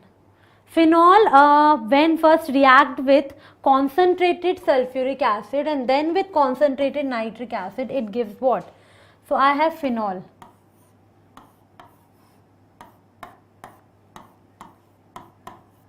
It is reacting with, concentrated sulfuric acid and concentrated nitric acid. Now, what will be the product? Can you tell me what will be the product? So, what will take place? It is reacting with concentrated, both in concentrated amount. So, what it will get? It will give me the product as, at the ortho and para position, nitration will take place. So, my product will be 2,4,6 tripnitrophenol, or I can say this will be picric acid. So, phenol is reacting with what? With concentrated nitric acid and sulfuric acid. Nitration will take place at the ortho and para position simultaneously, and the product will be option number 4, that is picric acid. Imine derivative of aldehyde and ketone is known as, very nice. What is this imine derivative? So, whenever aldehyde or any carbonyl carbon, let's say aldehyde, it is reacting with ammonia, right? What am I, so not ammonia, primary amine. Then only we are getting amine.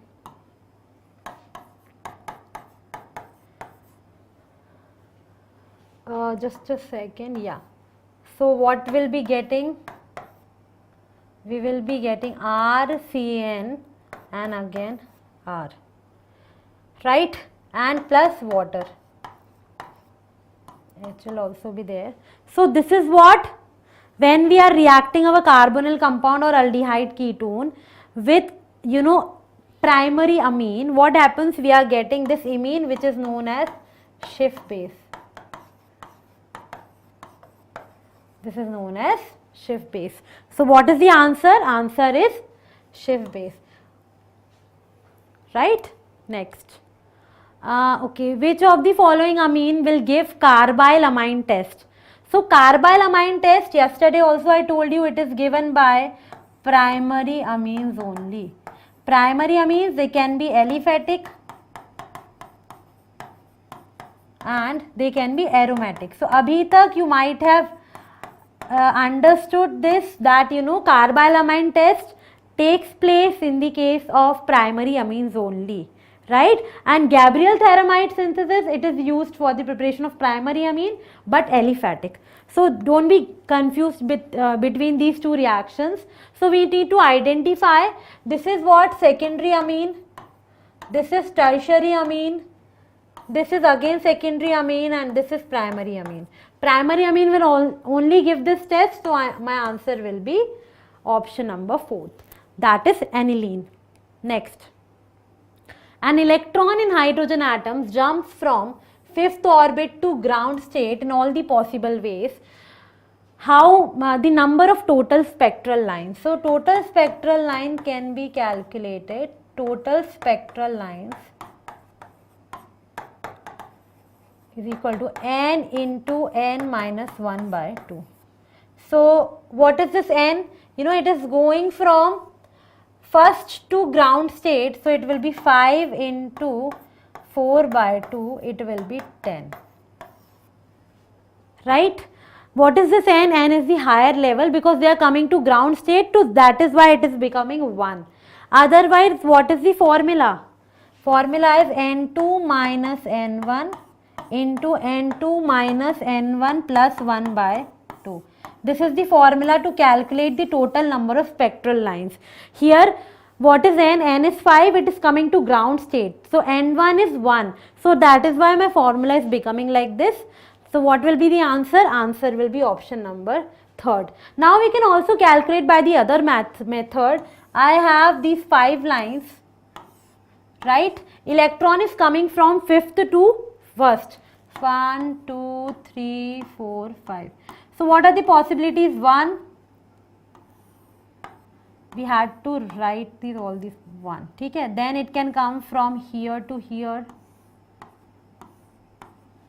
Similarly, it can come from here, then here to here, then again. Right? Can we calculate? 1, 2, 3, 4, 5, 6, 7, 8, 9, 10. So, here you can see the total number of 10 lines. We can also calculate these lines by drawing. If not, if we forgot the formula. So, both the methods I told you. What is the correct answer? Correct answer is option number 3rd. Okay. So, this is the question. You need to match these elements with their atomic number. So, this is a bit trick, you need to remember this. So, lawrencium is 103, right? So, lawrencium is 103. So, first should match with B. If I remember for lawrencium, it is 103. Now, if I talk about the other elements, so MD is 101. And coming to the other elements HS and SG. So, you need to remember this. HS is for 108 and this is 106. So, the option are this or this because lawrencium is 103. Second is matching with D. Second means HS is matching with D. So, HS is matching with D. Okay. Third with C. MD is 101. So, what is the correct answer? Correct answer will be option number 1. Right? You need to remember this atomic number of these elements. Next, 1 mole of PBS requires dash mole of H2O2 for complete oxidation. So, we have PBS, it is reacting with H2O2. Now, what will be the product? PBS, the oxidation state of it is +2. So, it reacts with H2O2 to form PbSO4 plus water. So, the lead oxidation state of lead is not changing. Here sulfur is present in -2 and it will give me lead sulfate. H2O2 will give me water. I need to balance this reaction, right? Here I have 4 oxygen here, 2 oxygen here. So, if I write 2 here, then 4 plus 1, 5. No, it will not be balanced. So, if I place 4 here, then what will happen? 8 hydrogen and 4 here. So, now let's check. Is it balanced? Pb balanced, sulfur 1, hydrogen 8, oxygen 8, oxygen 8. So, yes, this is the reaction. Now, 1 mole of Pb requires how many moles of H2O2? So, you can see 4 moles of H2O2. So, the correct answer is option number 3rd. Right? What is the correct answer? Correct answer is option number 3rd. Next, how many electrons are present in dash moles of this element? So, let's see what is the element given. O2 minus is given to us. What is the atomic number? Z is 8 and A is 18. It is already given to us. Now, can we calculate the number of electrons? Because I need to calculate the number of electrons only in this amount of oxygen. Now, let's see. A is ideally for a neutral atom, what happens? Atomic number is equal to Z, which is equal to the number of protons and electrons. But here we have a charged ion. So, how many number of electrons will be there? Number of electrons will be 8 plus 2 because we have -2 charge. So, number of electrons will be 10. right? Now these are the number of electron in one atom of oxygen. If I need to calculate the number of atoms, total number of atoms, how will it be? Total number of atoms, yeah, sorry, I need to find electrons, not atoms. First, 10 into, this is for one oxygen atom. How many oxygen atoms are there in 1 mole? See, remember, in 1 mole we have, if I talk about 1 mole, I have Na electrons, right? Or Na atoms, not electrons. In 1 mole of oxygen, I have Na atoms. So how many moles are there? I have 2 into 10 raised to power minus 3 moles. So in 2 into 10 raised to power minus 3 moles, how many atoms are there? 2 into 10 raised to power minus 3 into Na. So, or in 1, how many electrons are there? 10. So I'll multiply it by 2 into 10 raised to power minus 3 into Na. This will give me the total number. Now I'll have to write here 2 into 10 raised to power minus 3 into 6.022 into 10 raised to power what? 23. Solving this, I'll be getting this 10 raised to power minus 3, 20, 21. So it will be 12 point something into 10 raised to power 21, right? 24 minus 3, 21, 12. Now I need to multiply this. So this is 12, but here the values are 1.2. So it will be 1.2 into 10 raised to power 22. So what will be the correct answer? The correct answer will be third, right? Answer will be option number third, that is 1.2 into 10 raised to power minus 22. Number of lone pair of electrons present in ClF3 molecule. So first I need to draw the structure. Bond pairs 3, lone pairs 7 minus 3 by 2, so it will be 2. Lone pair 2 and bond pair 2, right? Correct, no? 7, the valence electrons of chlorine minus 3 by 2, so it will be 2. So what will be the structure? ClF3. Oh, one thing, there are 3 bond pairs, right? Why? Because I have 3 fluorine atoms, so electron pairs will be 5 and my shape will be what? Cl. This has to be the ideal geometry, but I have 2 lone pairs here on the central atom. So what will be the shape? Remember, what will be the shape? This will be the shape, T shape. Now I need to find the total number of lone pairs. So 1, 2, 3, 4, 5, 6.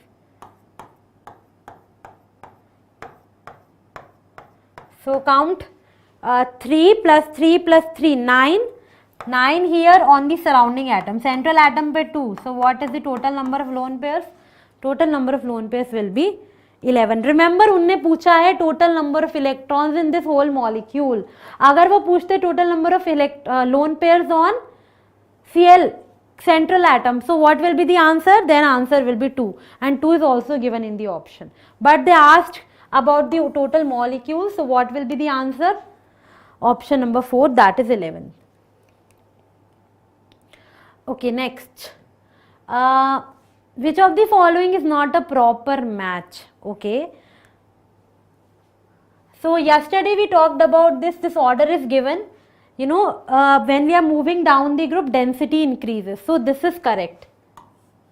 Next, melting point. Melting point is again correct. Melting point decreases from top to bottom. Hydration enthalpy. So hydration enthalpy is what? We know that lithium has the least size, so it has the highest charge density, so it has the highest hydration enthalpy. So correct, lithium followed by sodium, potassium, rubidium. Next, reducing power in aqueous solution. No, this is incorrect. So actually lithium has the strongest, highest reducing power in aqueous solution. So what is the correct answer? The order has to be reversed and lithium should have the highest. But here rubidium is given the highest, which is wrong. What is the correct answer? Correct answer is option number 4.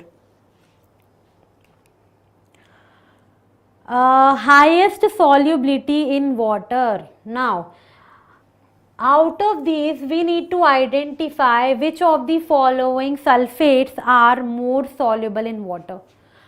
Highest solubility in water. Now, can you tell me what is the answer? See, if you have done qualitative analysis, you are very familiar with barium sulfate. It is an insoluble salt in water. So, as we are moving down the group, what happens? The solubility is decreasing. So, which is more soluble? Beryllium sulfate is more soluble in water. Then when we are moving down the group, what happens? The solubility decreases in water. Which of the following is a piezoelectric substance? So, piezoelectric substance is what? Quartz. So, what is the answer? Answer is option number 1. Okay, pH of water is this. Okay, pH of water is this at 25 degrees Celsius. If water is heated at 75 degrees Celsius, what happens to the pH? Remember, pH scale जो हम बात करते हैं ना, जिसकी the pH of neutral water is 7. It is at 27 degrees Celsius, right? When we are increasing temperature, the Kw of water increases. Right, when we are suppose at 25 degrees Celsius, what is the value? It is 10 raised to power minus 14 ionic product of water. But with the increase in temperature, this value also increases. Now what will happen to the pH? The pH will decrease. So the pH will decrease. So what has to be the answer? This and this. We can eliminate these options because with temperature, what is happening? With temperature, what is increasing? Kw is increasing. So, what will happen to the pH? The pH will decrease. Now, what after some time? But the overall pH, when we are talking about the solution will again be neutral. It will not become acidic or basic. Right? But the value may shift from 7. Next, bond dissociation energy XY, X2 and Y2 are in the ratio 1:1:0.5. These are the bond dissociation energies of these elements. So, XY, X2 and Y2, the ratio is 1:1.5. Okay. Now, if the heat of formation of XY is minus 200 kilojoule per mole, the bond dissociation energy of X2 will be. So, this question I discussed in the PYQ series of which chapter? Chemical bond dissociation energy wala thermodynamics mein. So, let us write the expression of heat of formation of XY. So, I will write X2 plus Y2 will give me XY. Right? It is always written for 1 mole. So, this will be the expression for the heat of formation. For this reaction, we know the heat of formation is given. Now, we know that, delta HF is equal to the summation of bond energy of reactants, because bond energy data is given. And in bond energy and heat enthalpy of combustion only, it is reactant minus product. So, it will be bond energy of products.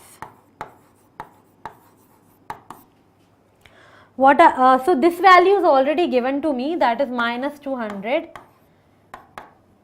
Summation of bond energy of reactants. Now this value is not given to us, is it? No.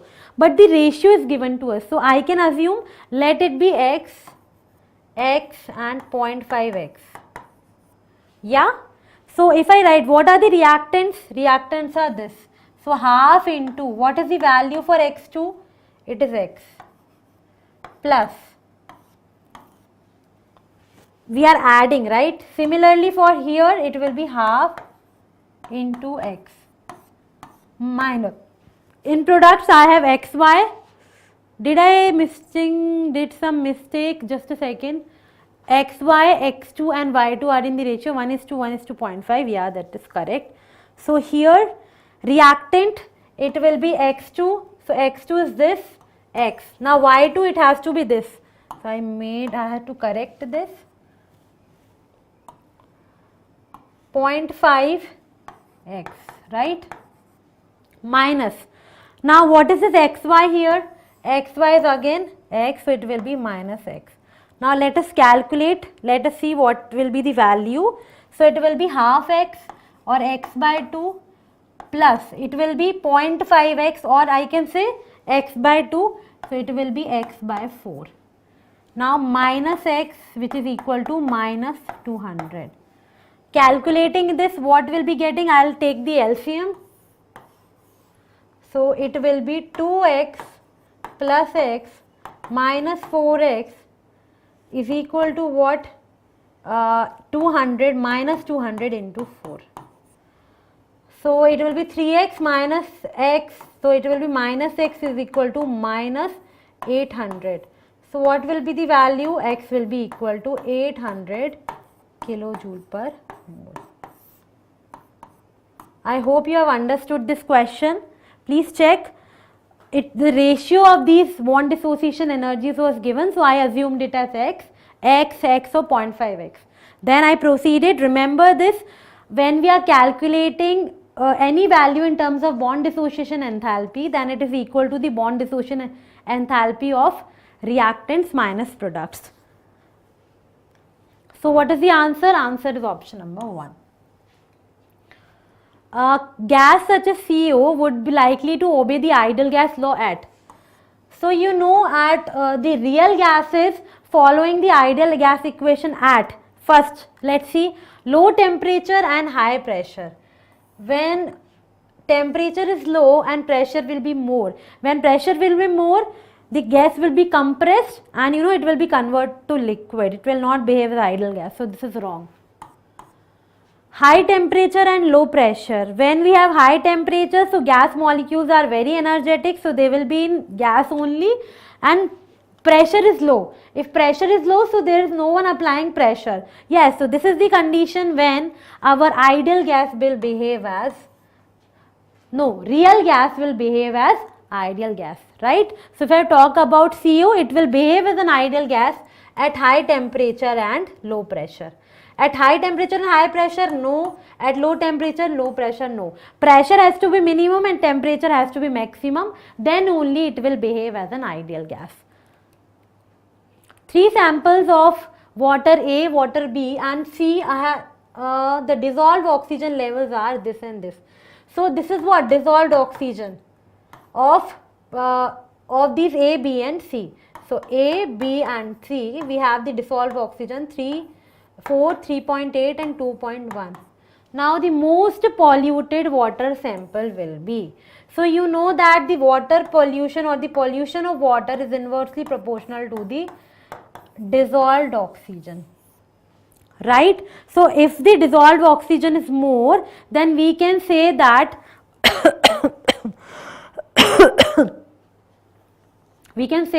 what? This is more, this value will be less. Now this is less, this will be more. So for C we can say dissolved oxygen is least, so it will be polluted to a large extent because the amount of oxygen is dissolving in the lesser amount. So we can say that the water is more polluted. So most polluted sample of water is C. Most polluted sample of water is C.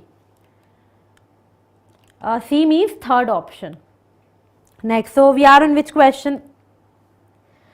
Okay, 20 questions are left. All the carbon atoms in this is what? Alene, are sp2 hybridized. So let us talk about this. CH2 double bond C. This is the given compound to us. They are saying that all the carbon atoms are sp2 hybridized. So is it? No. This is sp2 hybridized? Yes, correct. Now here we have double bond here also, here also. So I will write the hybridization from the number of sigma bonds. Sigma bonds are 2, so the hybridization will be sp. And this is again sp2. So this is wrong. Assertion is wrong. Assertion is wrong means, this will be correct, this will be omitted, this will be omitted, this will also be omitted, right? So all the options can be omitted. Let's see reason. Na? In this molecule, all carbon atoms are attached to each other by double bond. So this is correct because you can see all the carbon atoms are attached by double bond. But first is wrong. So what is the correct answer? A is not correct, but R is correct. Yeah. So very easy question. Remember, you can find the hybridization by the number of sigma bonds also. Count the number of sigma bonds. In CH2, I have 3 sigma bonds. Here 2 plus 1, 3. So 3, this means that the hybridization will be sp2, right? Next. The diagram is not given to us. So let me actually, I think diagram was this. This was the diagram for this question. 1, 2, 3, 4, 5 and 6. This was the diagram. And you know, we always give priorities to double bond. So it will start, numbering will start from here. At 3 position we have nitro, at 5 we have methoxy. So what will be the answer? 3 nitro, 5 methoxy, cyclohexene. So 3 nitro, 5 methoxy, answer will be option number 4. Diagram is not given in the question, but I remember the diagram. This was the diagram. Please check. 0.32 grams of an organic compound containing sulfur produces 0.233 grams of barium sulfate. So we have an organic compound, right, which contains some amount of sulfur. Now after reaction it will give me barium sulfate. Percentage of sulfur in the compound is what? So sulfur, what is the mass, atomic mass of sulfur? Atomic mass of sulfur is 32, or I can say molar mass, right? Molar mass is 32 gram per mole. Similarly for barium sulfate it is 233 gram per mole. I need to calculate the percentage of sulfur. So percentage of sulfur will be what? 32 by 233 into, it will be 0.233 divided by 32. You can solve this. So what will be the percentage? 100. This will be into 100 भी आएगा ना, percentage में निकाल रहे हैं. This will be 1000. Solving this, we'll be getting the answer as 10%. Okay, so the correct answer is option number 2. Yes? Okay, so let's move to the next question. Butane can be converted to 2-methyl propane by heating with. So butane is a linear compound, linear chain aliphatic. Butane, I am reacting it with what? In presence of which compound it will give me 2-methyl propane. So I'll first draw 2-methyl propane. This will be 2-methyl propane. So you can see that this is what? Linear chain. Here it is forming isomer. So isomerization takes place in presence of which reagent? Ma'am, AlCl3. AlCl3 and HCl, it will lead us to the formation of isomer. From linear chain, we are getting a branched isomer.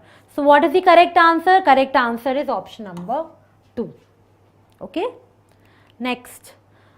Which of the following is a weakly deactivating but ortho-para directing group towards electrophilic substitution reaction attached to the benzene ring? Okay, so you know, when I am talking about these are strong electron donating groups. So they will direct to the ortho and para position. Now when I am talking about nitro is a electron withdrawing group, but still it direct towards the ortho para position. Yeah? Yes or no? No ma'am, it directs towards the meta position. Right? Now coming to this chlorine. Chlorine shows strong minus I effect. It is highly electronegative, but its orientation is decided in accordance with the plus M effect. So that is why it is weakly deactivating group, but it also direct to the ortho and para position. So what is the correct answer? Correct answer will be option number third, because these are very strong activating groups, OCH3 and CH3. They will activate the ring and they will direct towards the ortho and para position. So what is my correct option? Chlorine. A biodegradable polyamide can be made from. So if you remember the example of biodegradable amide, it is nylon 2, nylon 6. Nylon 2, nylon 6. These are biodegradable polymer. The other is I think PHVB. You can look and check. So it is made up of nylon 2. What is nylon 2? This 2 indicates the number of carbon atoms. So in the monomer, we have the monomer with 2 carbon atoms and 6 carbon atoms. So we will see the answer is glycine and aminocaproic acid. In isoprene, the number of the carbon atoms is not 6. And glycine, we have 2 carbon atoms. So glycine, when reacting with aminocaproic acid, we are getting nylon 2, nylon 6, which is a copolymer formed by condensation. So it is a biodegradable polyamide or biodegradable polymer. Answer is option number 3rd. Which of the following statements are correct? Protein on hydrolysis gives only alpha amino acids. Yes, this is correct. When we are, doing hydrolysis of proteins, the peptide bond is broken down, and we are getting what? We are getting alpha amino acids. Correct. GLN states for glutamic acid. No, GLN states for glutamine. It is an amine. So this is wrong. B is wrong. B is wrong. So this option will be eliminated, and A is correct. So A is present in every other option. So A is correct, no, so this also will be eliminated. Amino acids have equal number of carboxyl, amino acids with equal number of amino and carboxyl groups are neutral. So yes, this is correct. Now if I have more number of COH groups or more number of some NH2 groups, then what happen? It can be either acidic or it can be either basic. But we have equal, then it will be neutral. All naturally occurring amino acids are optically active. ये सही हो सकता था, पर एक इसमें exception है, glycine. Glycine is not optically active because glycine में we have 2 hydrogen atoms. So except glycine, all the amino acids are optically active. So this is also wrong. So what are the correct options? A and C. So my answer has to be A and C because D is incorrect. अगर यहाँ पर accept glycine लिखा होता तब ये सही हो जाता. So question from chemistry in everyday life. We are generally getting questions from this topic of medicines or drugs. So ranitidine. Ranitidine is a histamine. Antihistamine. Ranitidine. Next is coming to, so A has to be R. So A has to be R. It's given in only one option. So this is the correct answer. B for S, furacin is an antiseptic. C for P, this is a tranquilizer, phenelzine, and chloramphenicol is an antibiotic. Tranquilizers are very important. Tranquilizers, antihistamines, these are very important. Correct option is option number 1. Most probable products of this reaction are. So we are given this ether and it is reacting with HI. What happens on reaction with HI? First of all, H goes to the oxygen atom and protonation takes place, leading to the formation of an oxonium ion. So here there is no sign here. I'll just erase all. So here H will come and we'll be getting a positive sign, oxonium ion. Now there are 2 possibilities of product. Bond can either cleave from here, bond can either cleave from here, and iodine will come. Now iodine will come where it is stabilized. I is negative nucleophile, it will come to the ring which is more electron deficient. So here you can see that nitro group is attached. Right? Here nitro group is attached. So I will come here and it will get attached to this compound. Or the other possibility is it can also come here. Now we will also see where we are forming a stable carbocation. where we are getting a stable carbocation. Please check.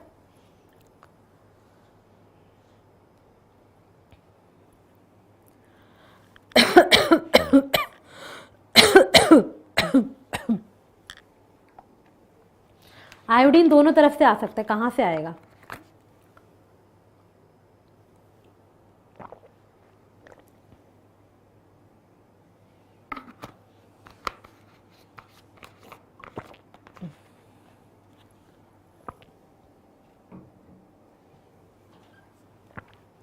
So you have to check what will be the answer. Iodine can either come from here, iodine can either come from here. It can come from both the sides. So we will be getting two possibilities of product. What is this? First, if it comes here, we will be getting this compound. If it comes here, then this will be OH, right? If it comes here, there is other possibility of this compound. So what is the correct answer?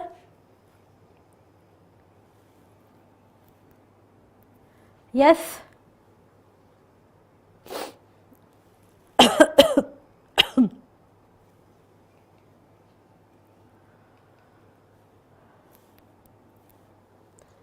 Just a second. Huh?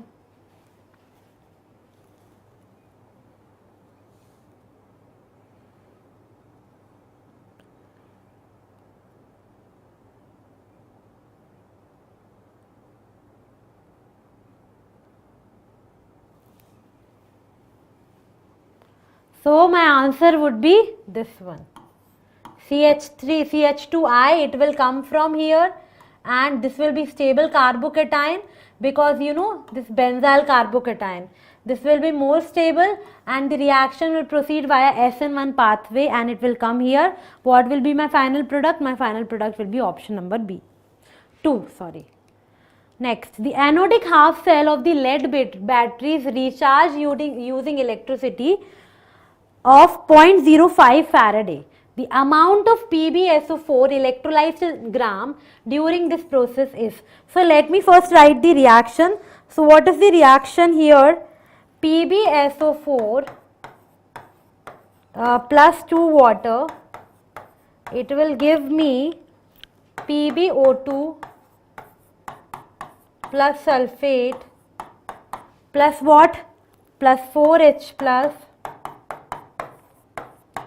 So what I am getting here, the anodic half cell of lead battery. This is the anodic half cell of lead battery. It is recharged using the electricity. We are doing the recharging. It is a secondary cell. We are doing the recharging. The amount of PbSO4 which we are getting in this process is what? So we can say that, you know, when we are taking 1 mole of PbSO4, we are getting 2 electrons, right? 2 electrons means 2F amount of electricity. So what is the molecular weight? Molecular weight is 303. So the weight of PbSO4 will be what? 303 divided by 2. Because when we are taking 1 mole, we are getting 2. So we'll divide it by 2. Next, what is the amount of Faraday we have? We have 0.05 Faraday here. Right? This is F and this is also F. This will be cancelled. This will give me the weight in grams. So you can calculate 303 by 2 into 0.05. So answer will be approximately 7.6. Next question. Okay, diazonium salt. CuCl के presence में we are getting this N2 plus CuCl. What is this reaction? Gutterman reaction. In Sandmeyer reaction we are taking CuCl2. Here simple Cu. So it is the, you know, advanced form of the Sandmeyer reaction is Gutterman reaction. Equal mass of solute is dissolved in equal weight of 2 solvents A and B. So we are forming 2 solutions. You know, solvent are A and B and the amount of solute is same. It forms a very dilute solution. Okay, the solution is very dilute. The relative lowering of vapor pressure of solution B. So relative lowering of vapor pressure of B is equal, has twice the number of relative lowering vapor pressure for the solution A. So this is twice the RLVP of A. If Ma and Mb are the molecular mass of solvents A and B, we need to identify the relation between MA and NB. Okay, so let's try. Now this question is on relative lowering of vapor pressure. So what is the formula? Relative lowering of vapor pressure means P minus, we can say P naught minus P upon P naught will be equal to mole fraction of solute, right? So I'll just write it N upon N plus capital N. Why? Small n is the number of moles of solute, capital N is the number of moles of solvent. We have very dilute solution. So for very dilute solution we can write it as this. Now I have two types of solutions, A and B. And the relative lowering data is given to me that, you know, for A relative lowering is this and for B is this. So I'll write here. So let me write the relative lowering of B. What it will be? I'll equate. It will be N by N for B. It will be equal to twice the N by N for A. Equal mass of solute. So solute has same mass. So I can expand. It will be what? WB upon MWB. Now this is for solute. So I'll write 2 here.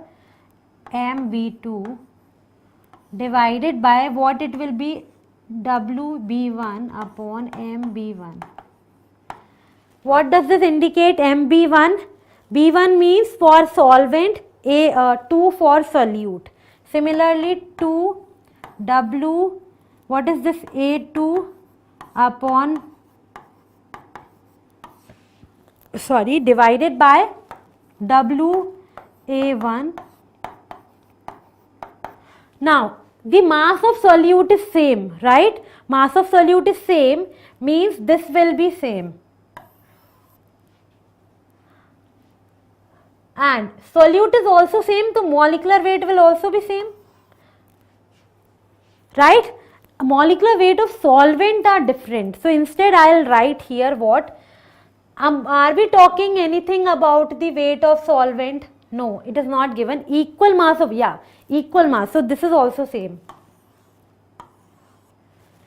right? So can I directly write that MB1 or molecular weight of solvent in case of B will be equal to M, right? 1 is for solvent, so here MA and NB are representing. So what will be the answer?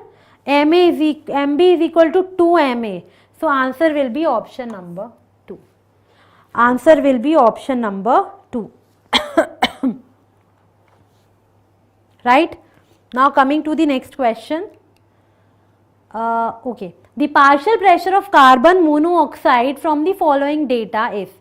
So Kp is given to us. We need to calculate the partial pressure of this. Now what is Kp? For this expression Kp will be, these are solid, it will be equal to the pressure of CO2. From the second reaction Kp will be equal to pressure of CO ka square divided by pressure of CO2. Right? So pressure of CO2 is what? 8 into 10 raised to power minus 2, and Kp1 and Kp2 are also given to us. So I'll just substitute the values. This value I substitute here. Here 2 PCO square, what is the value here? 8 into 10 raised to power minus 2.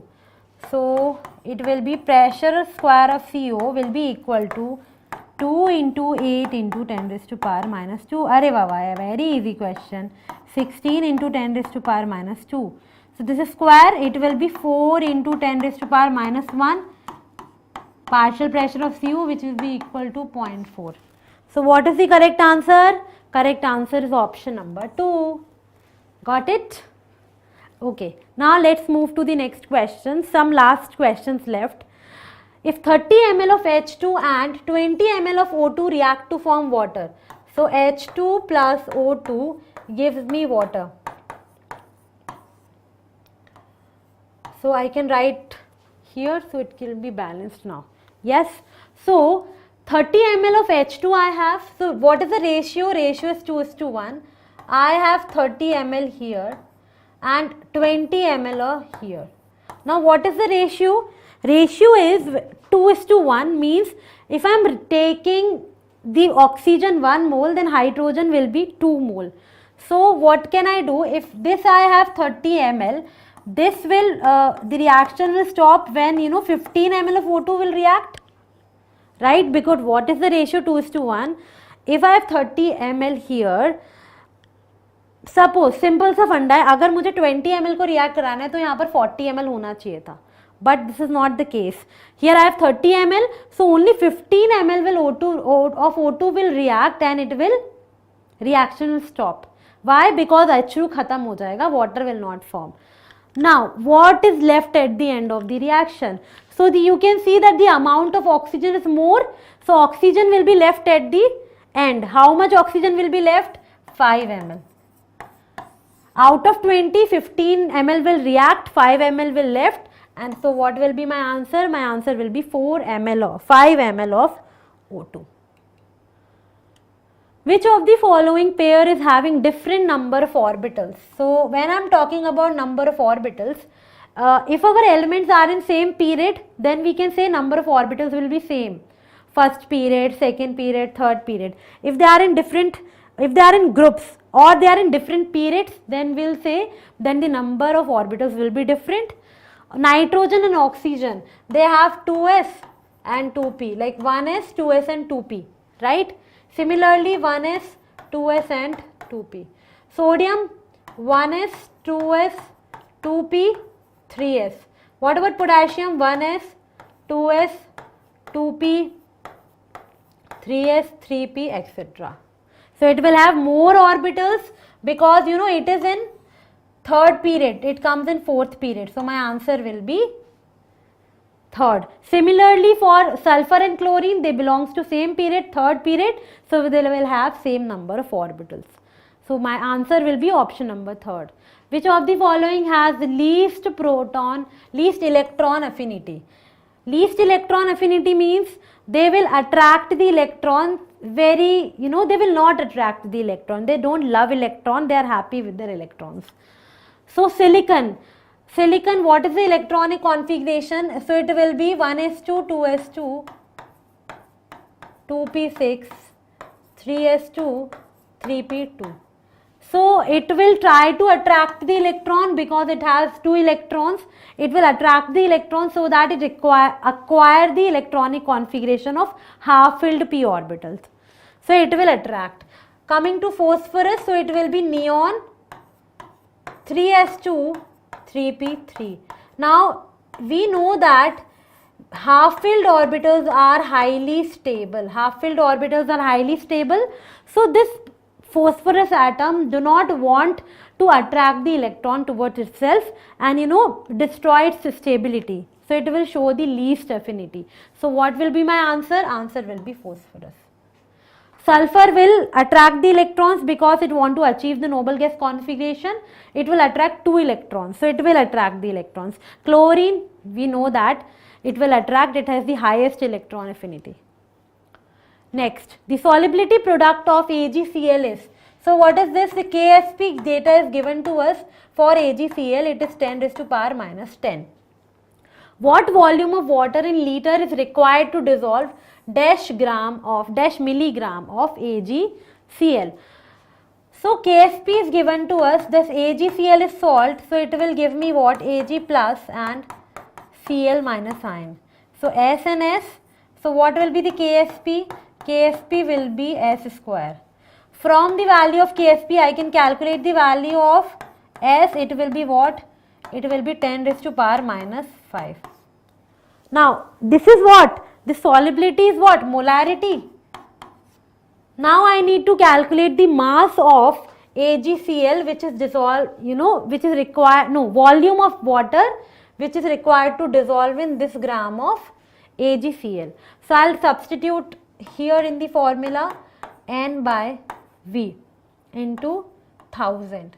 But this is already in liter, so I will not write 1000 here. This is 10 raised to power minus 5. Number of moles 2.87 into 10 raised to power minus 3 grams. What is the molar mass? This I need to calculate. Molar mass of AgCl. It is 108 plus 35.5. So it will be 143.5. 143.5. So what will be V? V will be 2.87 into 10 raised to power minus 3. Here 143.5 into 10 raised to power minus 5. You can solve to get the final answer, right? You can solve to get the final answer.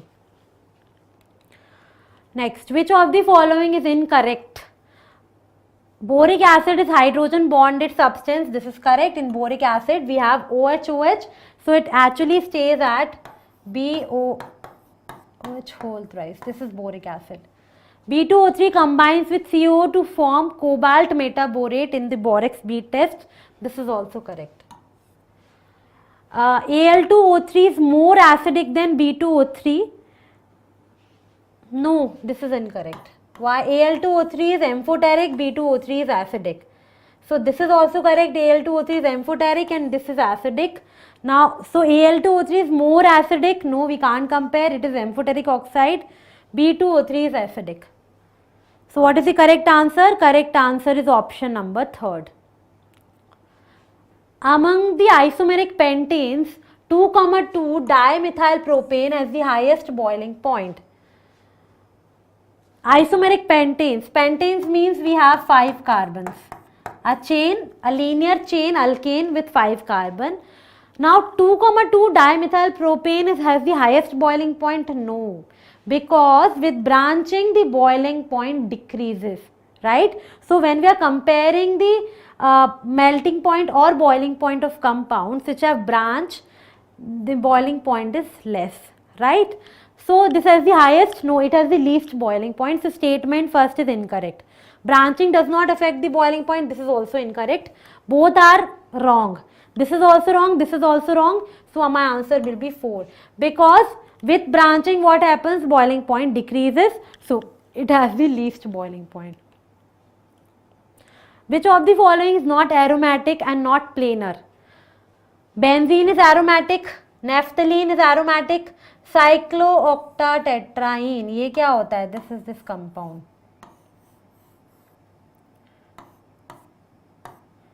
This is non-planar also. It ये इस form में नहीं रहता है. It becomes non-planar. Also it is not aromatic. We have 8 pi electrons here. 1, 2, 3, 4, 5, 6. So it is not aromatic and non-planar also. So my answer will be option number 3rd. So that's all in this video. Thanks for watching. I hope you understood the solutions and all the best for the future test. Bye-bye. Hello students, I am Suchita Mukhopadhyay, your botany faculty from Infinity Learn by Sri Chaitanya. Today we will be discussing the Grand Test 7. So let's start the session. The first question says, the modern taxonomic studies are based on the information of. So modern taxonomic studies are based on the information of morphology, cytology as well as ecology. So what would be the correct answer? The correct answer would be A, B and C. So this is the correct answer, right? Moving ahead. Which kingdom includes chlorophyllous organisms with or without cell wall? See, this is a twist in the question. With or without cell wall. I think if you have read the question correctly, you have answered it as Protista. Why? Because in Protista, the organisms which have cell wall, they are say diatoms and the dinoflagellates. Correct? The diatoms and the dinoflagellates, they are having cell wall, they are chlorophyllous and they can photosynthesize, right? On the other hand, the euglenoids, what do you know about the euglenoids? The euglenoids, they do not have cell wall but they are chlorophyllous. That means they contain the pigment chlorophyll and they can photosynthesize. So the answer would be Protista. Moving ahead, the Plantae in two kingdom classification does not include. Now if you remember the two kingdom classification, the main criteria for the two kingdom classification was the presence or absence of cell wall. Presence or absence of cell wall, right? So based on cell wall, the organisms were mainly categorized into two kingdoms, which were kingdom Plantae and Animalia, correct? So it would not include the protistans without cell wall, because the main criteria itself was the presence or absence of cell wall. So all the members which had cell wall, they were placed under kingdom Plantae. All the members which did not have a cell wall, they were placed under the kingdom Animalia, right? So please note this. So this is the protistans without cell wall. They were not placed under Plantae in the two kingdom system of classification.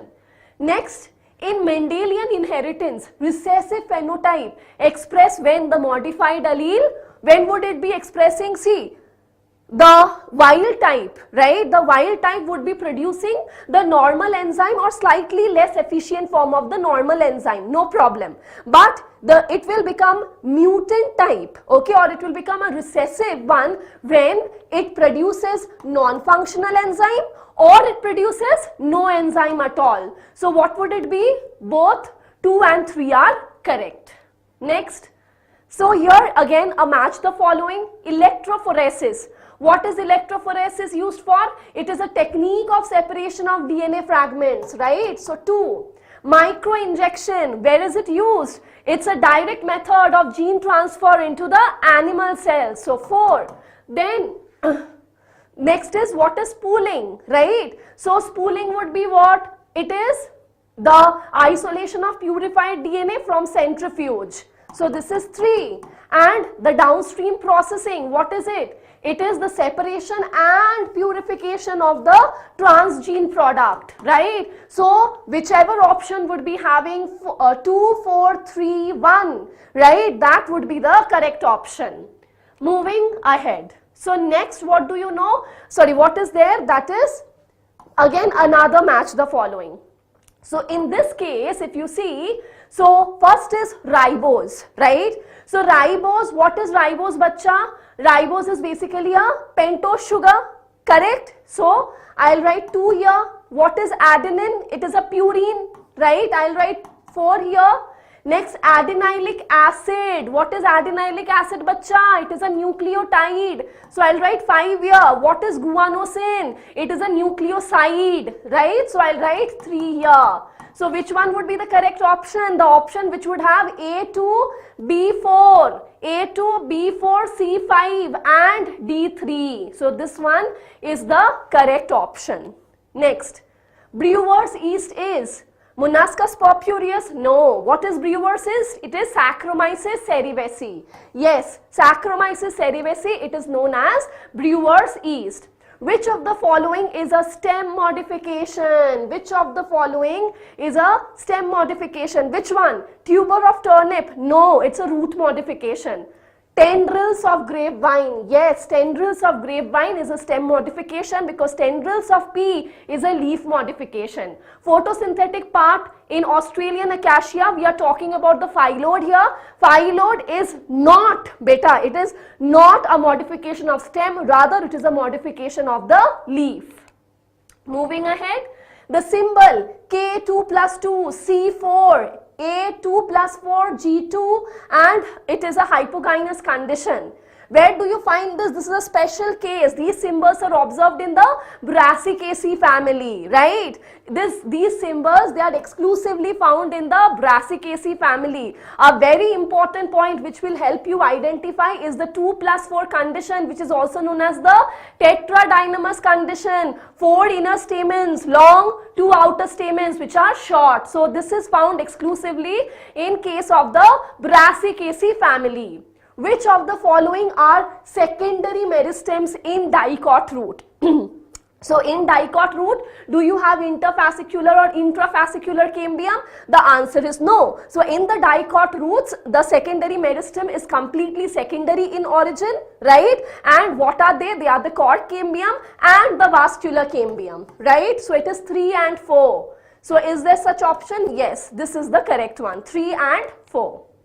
A typical embryo sac, which cell is either dikaryotic or diploid? Is there any such cell? Come on, can you think of it? Yes, I think all of you have guessed it right. It is the central cell. It is the Central cell. The central cell initially will be having what? It will be having two polar nuclei. Yes, and later on these two polar nuclei will fuse to form a secondary nucleus. Yes, so secondary nucleus is diploid, but when the central cell has two polar nuclei, how can you represent it as? You can only represent it as a dikaryotic phase, correct? So it is the central cell. Beautiful question, right?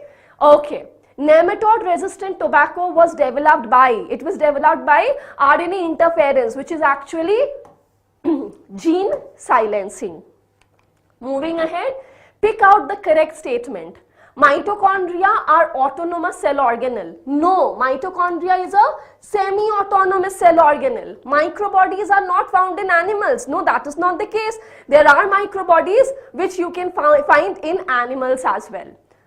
Next, centrioles are present in animal cells and in some lower plants also. Absolutely, this is the correct statement, bacha. Centrioles are present in animal cells. They are not present in higher plants, but yes, you can find centrioles in some of the lower plants. Chromosomes are made up of DNA and histones only. Not right. There are many other substances like RNA which will be present in the chromosome. Moving ahead, which of the following is non-polymeric molecule, which is not a polymer, to in simple words, right? Collagen, yes, it's a polymer, but NAD is nicotinamide adenine dinucleotide, right? So it is not a polymer. Next, apoenzyme is, what is apoenzyme? It is the protein part of an enzyme and it is also catalytic in nature. So apoenzyme is proteinaceous and it is catalytic. Next, self-compatible pollen is the pollen of. When do you call a pollen to be self-compatible? When it is from the same flower, correct?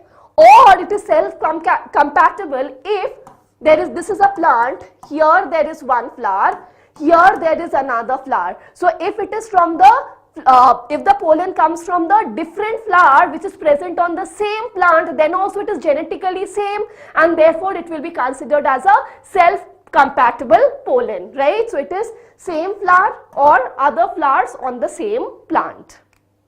Next, in meiosis, one second, yeah. So in meiosis, chromosomal segregation is preceded by chromatidal segregation. Right, is this statement correct? What do you mean by this? Chromosomal segregation is preceded by, right? Segregation is a separation. Separation of the chromosome is preceded by the separation of the chromatids, right? So if this is a chromosome bacha, what are these? These are the chromatids, right?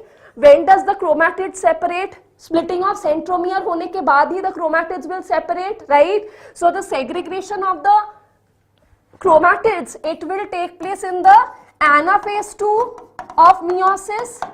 Yes, but when does chromosomal segregation takes place? If this is a homologous chromosome, right? This is a pair of homologous chromosome. When will they segregate? Right? When does this happen? During anaphase 1. Yes, this happens during anaphase 1, correct? So in meiosis, chromosomal segregation is preceded. No, this is not correct. It is succeeded by chromatidal segregation. Clear? Right? So this statement becomes incorrect.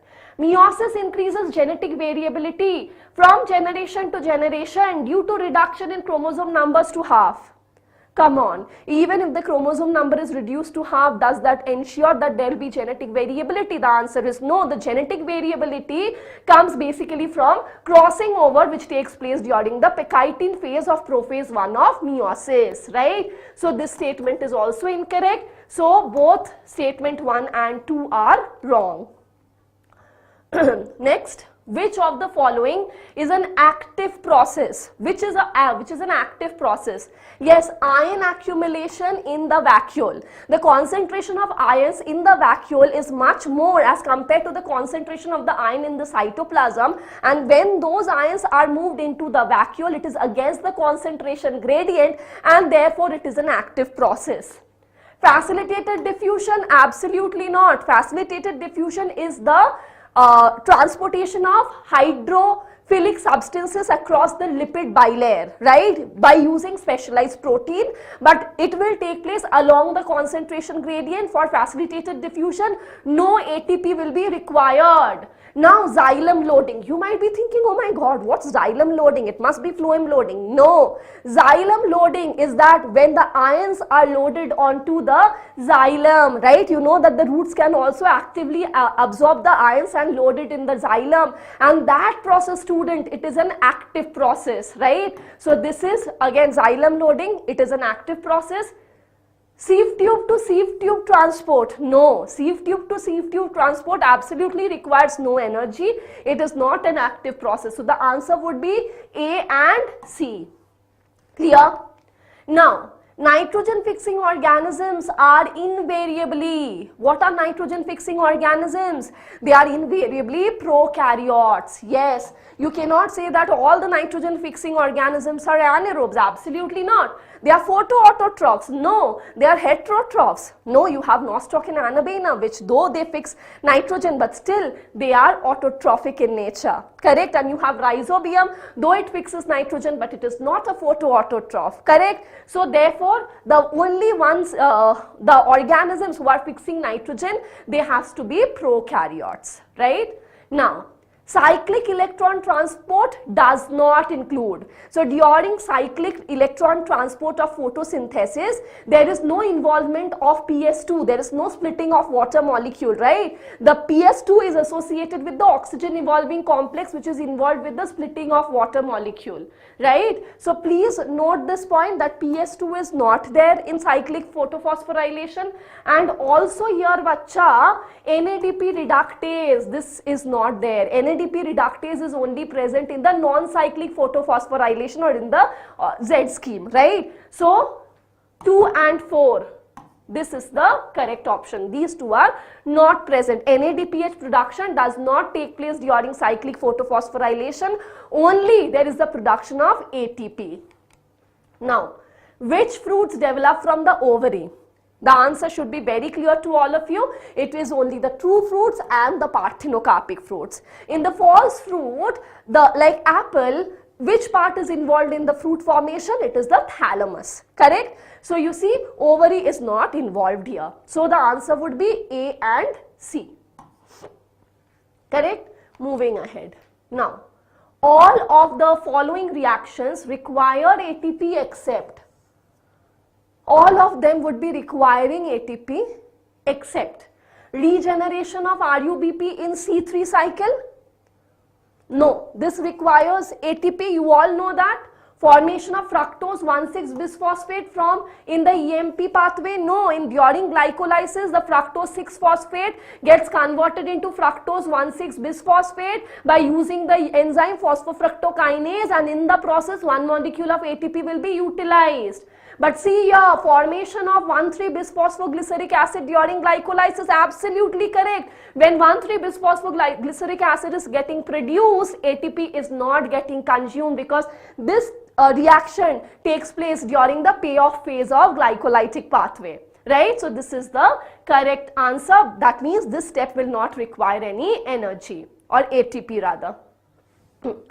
The net yield of ATP per hexose sugar in mitochondria is, per hexose sugar in the mitochondria is. So, total ATP produced during aerobic respiration, right? During aerobic respiration is how much? 38 ATP. Correct? And via glycolysis, because glycolysis is the step which takes place in the cytoplasm. Correct? It will be taking place in the cytoplasm. Sahi bol rahi hu main? So now, during glycolysis, the net gain is only 2 ATP. Sahi ja rahe hain hum log? So therefore, the rest of the processes, be it link reaction, be it Krebs cycle, be it ETS, everything will be taking place where? Within the mitochondria, either in the matrix or in the inner membrane of the mitochondria, correct? So therefore, ATP produced, right, in mitochondria would be 38 minus 2, which is 36 ATP, right? So this is the correct answer. Now, moving ahead, correctly matched of the following is: auxin promotes root formation on leaves. No, this is not right. Ethylene, promotion of abscission. Yes, this is the correct statement. Internodal elongation, it is by gibberellin. Feminization of flowers, auxin as well as ethylene. So now we have a beautiful slide here. Let's look at it. So phytohormones can be of two types. They can either be growth promoter or they can be growth inhibitor. Famous examples of growth promoter are auxin and cytokinin, gibberellin also, and growth inhibitor, it is abscisic acid. Now you might ask me that, ma'am, then why did you say ethylene? See, ethylene is a very special type of plant growth regulator. It has both inhibitory activity. Abscission is related to inhibition of growth, right? So yes, ethylene at times can lead to abscission also. ठीक है? Okay. चलो. Now, for photoperiodism, light stimulus perceived by where? The light stimulus is perceived by the leaves, correct? Imagine if a plant does not have any leaf, then flower formation won't be possible in those photoperiodic plants because they will not be able to perceive the photoperiod or the light stimulus, right? So now, what is photoperiodism? You already know response of the plant to the relative length of day or night, that is known as photoperiodism. There is something which is known as the critical period, okay? Now, based on the photoperiodic, based on how much light a plant will be requiring for flowering, there are three types of plant. What are they? A long day plant, short day plant and the day neutral plant. Day neutral plant is independent of the amount of light exposure, but short day plant would be requiring light less than the critical period. If this line is indicating the critical period, so it would require light less than the critical period, and if we consider long day plant, then it will require light more than the critical period, as you can clearly see. So what is a critical period? It is a definite period of light exposure above or below which flowering does not take place, right? Now, next question, very nice question, beautiful. Match the following with respect to Mendelian monohybrid cross, okay?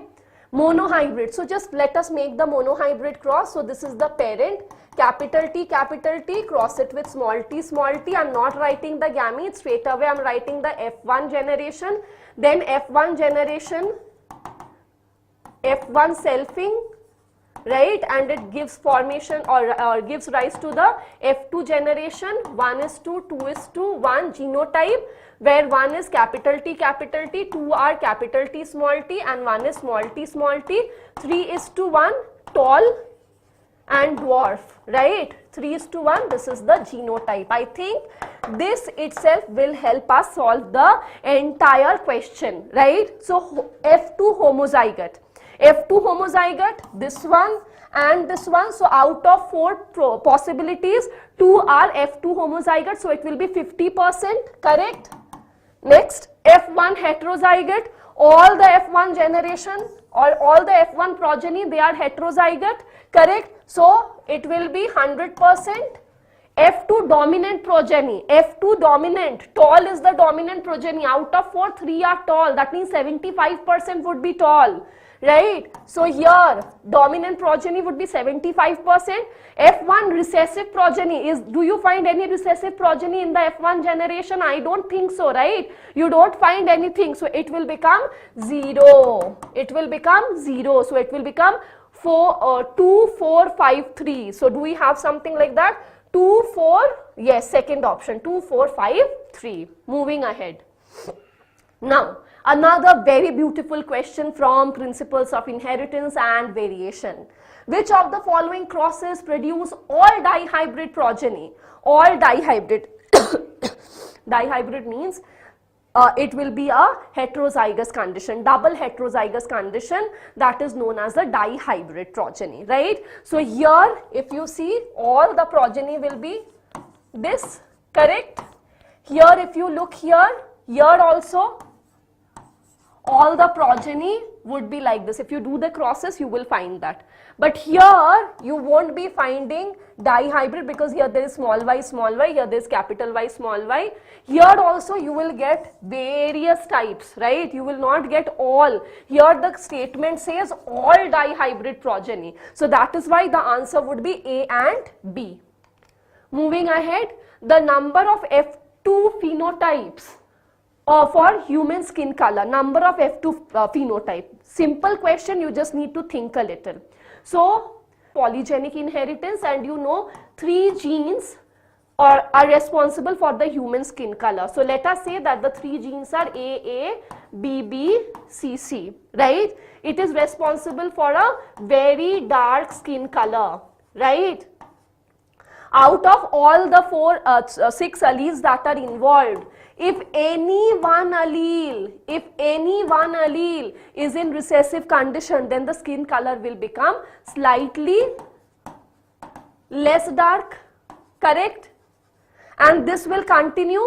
So in the first case, 1 is in recessive, right? In the second case, 2 alleles will be in recessive condition, then 3 alleles will be in recessive condition, 4 alleles will be in recessive condition, 5 alleles, and then all 6 alleles will be in recessive condition, and each of them would give rise to different phenotypes. So total how many? 1, 2, 3, 4, 5, 6 and 7. You get 7 different phenotypes here. So this is the correct option. Next. Pick out the true statement. DNA is more stable than RNA. Could there be a simpler question? No, right? So, this is itself the first correct option, right? Next, hnRNA is processed to mRNA by capping, tailing, splicing.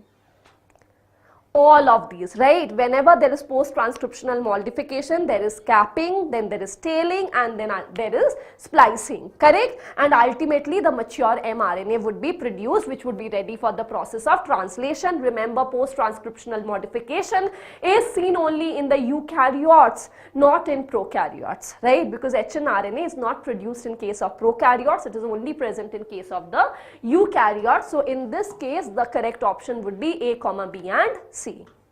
So here we have some beautiful explanation what is meant by splicing. So there would be the presence of both exons and introns in the RNA.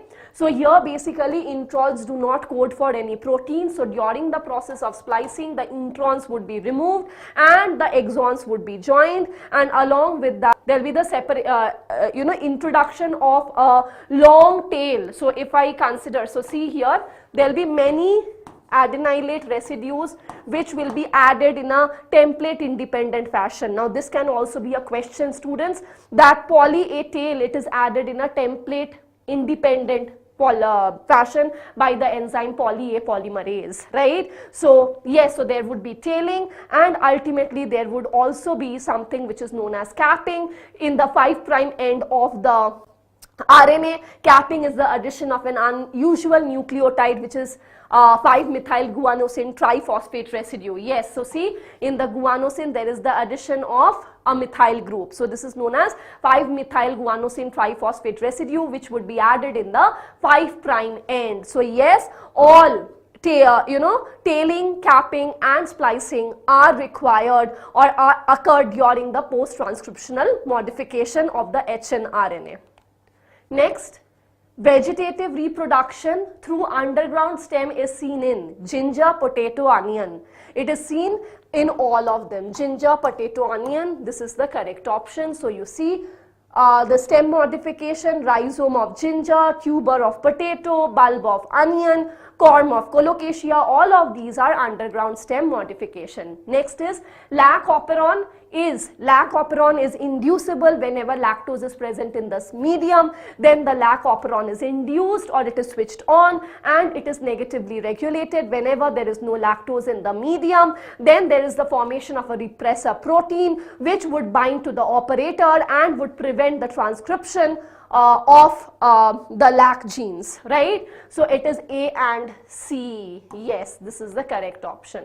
So you see, E. coli feeds on lactose. When glucose gets depleted, this is a very important point which you need to remember. When glucose is not there, because if in the medium glucose is present, then lac operon will be in switched off condition, because the E. coli cell would first prefer glucose over lactose. So when glucose is depleted in the medium, E. coli cells moves on to lactose if it is present in the medium.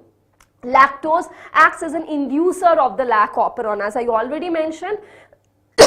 So basically, what does lactose do? So let us say that this is the repressor protein, this is the repressor protein, yes, and say this is the lactose. So when lactose is present in the medium, then the lactose will bind, yes, the lactose will bind to the repressor protein and will make the repressor inactive. And then what will happen? The RNA polymerase can easily bind to the promoter, and the process of transcription of lac Z, Y and A gene would take place, right? So lactose is an inducer. Lactose binds to the active repressor and turns it into inactive repressor. The inactive repressor can no longer bind to the operator region, right? So now the operator is free, and the RNA polymerase can now happily bind to the promoter, and it can continue the process of transcription. And what would happen when the process of transcription begins? We say that the lac operon is in switched on condition. Next, non-motile isogametes are produced by Spirogyra. Very simple question straight from NCERT. Which of the following crop variety is resistant to white rust disease? Yes, white rust disease, it is Pusa swordname of Brassica. Again, a direct question from the NCERT. Next, explant takes all the following from nutrient medium except carbon source obviously comes from the nutrient medium, nutrient salts again from the nutrient medium, vitamins again from nutrient medium, but oxygen is from atmosphere. Yes, oxygen beta, it is from the atmosphere.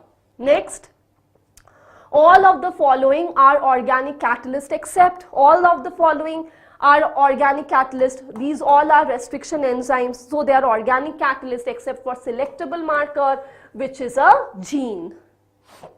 Next, wrongly matched of the following is fucus, isogametic and diplontic life cycle. First one itself is wrong because it is not isogametic. Fucus is heterogametic. Yes, what is fucus, bacha? Fucus is heterogametic. Next, all of the following enzymes are used in obtaining DNA in pure form except lipase, yes, protease, yes, RNase, yes, but if you use DNase, that's stupidity, right? Because if you use, what is DNase? It is a DNA digesting enzyme. So if you are using DNase, then the DNA itself will be digested. So DNase is the correct answer. Next, prokaryotic cells do not have a well-defined nucleus. Absolutely correct. They do not have centrosome, but they do have a protein synthesizing machinery, which is the 70S ribosome, and they do have flagella, but they are not made of microtubule, but they are made up of flagellin protein. So the correct answer would be A and C.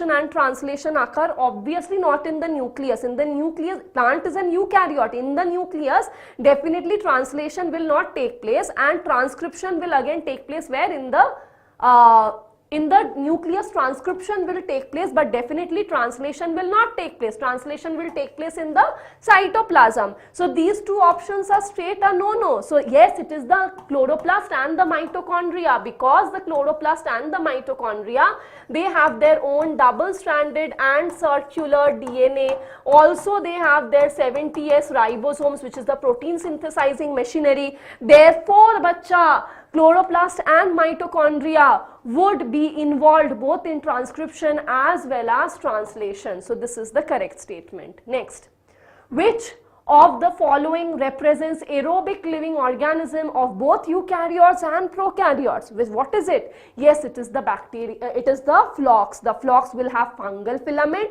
and on that there will be the aerobic bacteria, right? Where do you find phlox in the sewage treatment plant, correct? Secondary treatment, aeration tank, right? Okay, next. Dicot stem, cortical collenchyma and stellar sclerenchyma, correct? Yes, you have the hypodermis, which is collenchymatous, and there are certain cells which would be sclerenchymatous in the stellar region. Next, monocot stem. What is monocot stem? Yes, there is absence of the phloem parenchyma. Next, there is the monocot root. It is polyarch and exarch, correct? And grass leaf bulliform cells. So 2431. 2431, first option is the correct one. Next, mitosis and meiosis are similar in involving. How are they similar? That both of them will only have one S phase. That is, they have DNA replication only once. Next, the amount of net assimilatory power consumed in the mesophyll chloroplast of C4 plants for the net productivity of one hexose sugar is how many? 12 ATP. How many is it? It is 12 ATP. Next, true statement of the following is all algae store food in the same form. No, there is Floridian starch, there is mannitol, right? So it's not in the same form, obviously. Then bryophytic sporophytes are heterosporous. Come on, they are homosporous. Pteridophytes are most primitive spermatophytes. What are spermatophytes? Seeded plants are called spermatophytes. Are pteridophytes seeded plants? Absolutely no. This is also incorrect. Spermatophytic gametophytes. What do we mean by this? Like say the embryo sac and the pollen grain, right? They are highly reduced, absolutely correct. And they are also parasitic because they are not capable of independent existence. Next, which of the following has short-lived independent rhizoidal gametophyte? Where do you find it in? You find it in case of the pteridophytes. Which amongst these is a pteridophyte? Yes, it is Lycopodium. Next, the solanum flower does not show. It does not show gamopetally? No, it is gamopetalous. Pentamerosity? Yes, they show pentamerosity. Then epipetally, yes, you see the androecium is fused with the petal, so it shows epipetally, but yes, it does not show apocarpy. Next, chromosomes are evenly stained when stained with acetocarmine. Is this correct? No. Chromosomes are never evenly stained. There will be the euchromatin which will be lightly stained and there will be the heterochromatin which will be darkly stained. So this statement is incorrect. Both euchromatin and heterochromatin regions are genetically active. No, heterochromatin is genetically inactive and euchromatin, it is the one which is genetically active, correct? So both the statements, both statement 1 and statement 2, they are incorrect. Right? Next question, which of the following proton pump of mitochondrial ETS do not have cytochromes, right? So the first option, NADH dehydrogenase, it does not have cytochrome. You might ask me about complex 3. Complex 3 is better known as cytochrome BC1 complex, so you can understand from the name itself that it contains cytochrome. NADH dehydrogenase can contain FMN, that is flavin mononucleotide, right? Moving ahead. Which of the following fungi produce conidia? Conidia is produced in case of ascomycetes as well as the deuteromycetes. So we have to search for those examples. Mucor, phycomycetes, Ustilago, basidiomycetes. Penicillium. What is penicillium? Penicillium is an ascomycetes. Colitotrichum, it is a deuteromycetes. So B and D, they are the correct answer. They produce conidia. So students, that is all for this session. I shall meet you in the next session. Thank you so much. Hello dear students, welcome to Infinity Learn by Sri Chaitanya. This is Dr. Priyanka and I am back with this amazing session. Now we will discuss all the important questions from the mock test, from the chapters, all the chapters of zoology. Okay, so let's discuss the 50 questions of the mock test from zoology. So let's see what is the first question on your screen. Match the following question. In column 1, you have Annelida, Arthropoda, Mollusca and Echinodermata. This is the question from Animal Kingdom. And in column 2, you have water vascular system for locomotion, unsegmented body with calcareous shell, jointed appendages with chitinous exoskeleton and nephridia for osmoregulation and excretion. So all these 4 options are actually 4 questions, isn't it? So we will match Annelida with nephridia for osmoregulation and excretion. This is a very important point, dear students. You should know that nephridia is present in annelida for excretion, right? Arthropods have Malpighian tubules, right? Now arthropoda, as the name itself is suggesting, arthro means jointed and poda means appendages. So arthropoda will have joint appendages, right? That means joint legs, and also their body is covered by chitinous exoskeleton. And what is this chitin? This chitin is a polysaccharide. It is a polysaccharide, and this polysaccharide is made up of units of N-acetyl glucosamine. It is a homopolymer. Please keep this in mind. It is made up of N-acetyl glucosamine, right? Please note it down. Now coming to C, mollusca.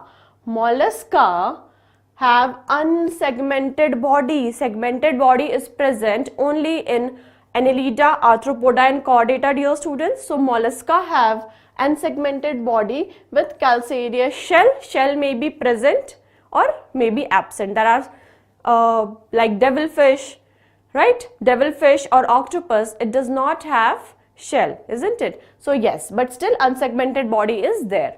Now coming to echinodermata. Echinodermata have water vascular system for locomotion. Water vascular system, okay, will be associated with tube feet, and tube feet is used for locomotion by the starfishes which are there in echinodermata. Now let's see what will be the correct option. A will be matched with 4, then B will be matched with 3, C will be matched with 2, and D will be matched with 1. So 1 is the correct answer for this question. Okay. Now let's move on to our next question. The exponential growth is represented by. Exponential growth is, dear students, dn by dt is equal to Rn, isn't it? And what is this R? This R is birth rate minus death rate. So the correct option for this question will be this one, third. Okay. So here you can see in exponential growth model, change in the population density with unit time period dn by dt is equal to birth rate minus death rate into population density. That means B minus D into N, right? So the correct option will be dn by dt is equal to B minus D into N. Now, next question on your screen. Which of the following are incorrectly paired with respect to their digestion? Incorrectly paired. Let's see. Pancreatic amylase starch. Yes, pancreatic amylase will help in digestion of starch. Enterokinase is a polysaccharide? No. So what is enterokinase, dear students? Enterokinase is released from intestine in the intestinal juice, and it activates trypsinogen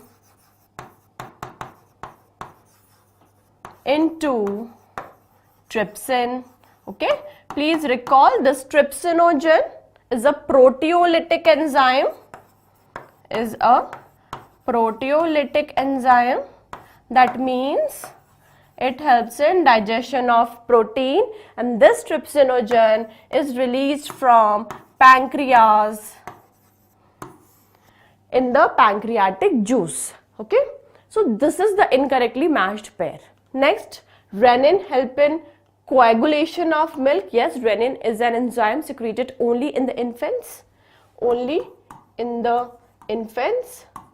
and it helps in digestion of casein protein. It changes casein into calcium paracaseinate, which is also known as curdling of milk. Okay.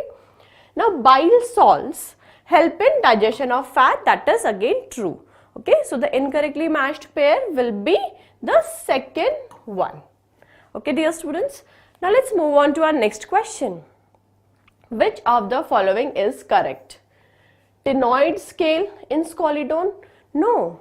Scalidon or dogfish is a shark, right? And they have placoid scale. They have placoid scale in their body and not ctenoid scales. No. Epidermal scales in Bangarus, scaleless Axocetus, placoid scale in Pterophyllum. So the correct option will be epidermal scales in Bangarus. Right? Bangarus is a snake. It is a reptile. Right? So correct option will be 2. All are the junctions of epithelial tissue except. So we have seen that the cells in the epithelial tissue are connected with the help of cell junctions. We have studied about gap junction, adhering junction and tight junction. What is not there in epithelial cells is the synaptic junction. Synaptic junction is present in neurons, right? So in between two neurons, synapse is there. It could be electrical synapse or chemical synapse, right? Now, gap junction helps in movement of small molecules from one cell to another. Adhering junction, which are also known as desmosomes and hemidesmosomes, keep the cells together in an epithelium. Tight junction do not allow the movement of any molecule from one cell to another. So here the correct option will be synaptic junction. This is not present in the epithelial tissue. Let's move on to our next question related to blood group. If O blood group person were to be incompatible to donate blood to O person, what could be the best option to justify the condition? Okay.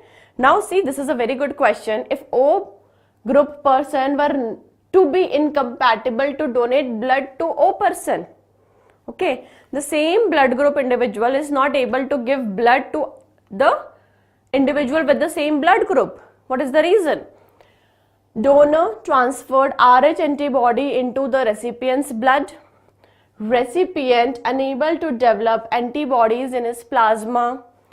Donor has Rh antigen on his RBC that is absent in the recipient, and recipient has Rh antigen on its RBC that is absent in the donor. See, the correct option for this question will be 3. We know that in O blood group, O, we are talking about O, there will not be any antigen on the surface of RBC. No antigen on RBC, right? But what if the blood group is O positive? What if the blood group is O positive? Think.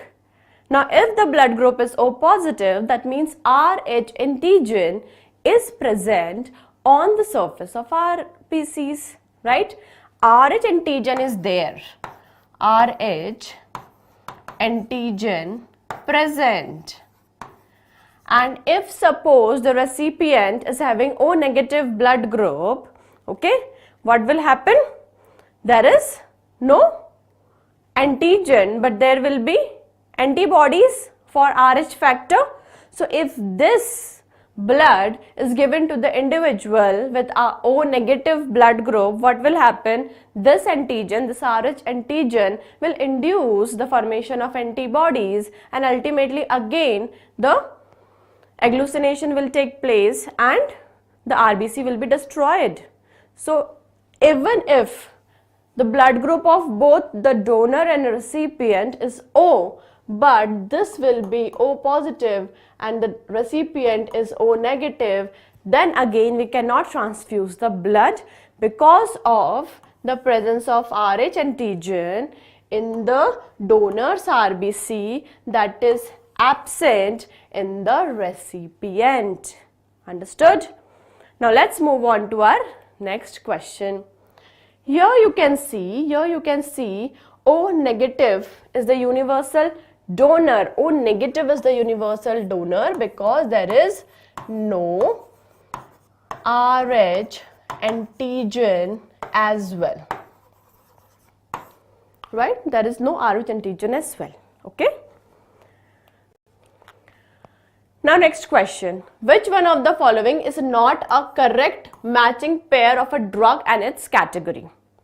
So we have morphine as sedative, amphetamine as sleeping pill, cocaine as a stimulant, atropine from Atropa belladonna as hallucinogen. So the correct option here will be 2 because amphetamine is a stimulant and it is not a sleeping pill. Okay, so we need to find out the incorrect match pair. So our option will be 2. Okay, we know that morphine acts as sedative and a painkiller. It also acts as painkiller. Now morphine is given to the individuals who are suffering from extreme pain, like the individuals from burn injury or cancer patients are given morphine. Okay, now let's move on to our next question of today's session. Read the following features of ommatidia in cockroach. Okay, so what are ommatidia? Ommatidia is present in a compound eye, right? For mosaic vision, it is responsible for mosaic vision, right, in insect. So let's see what are the statements given in front of us.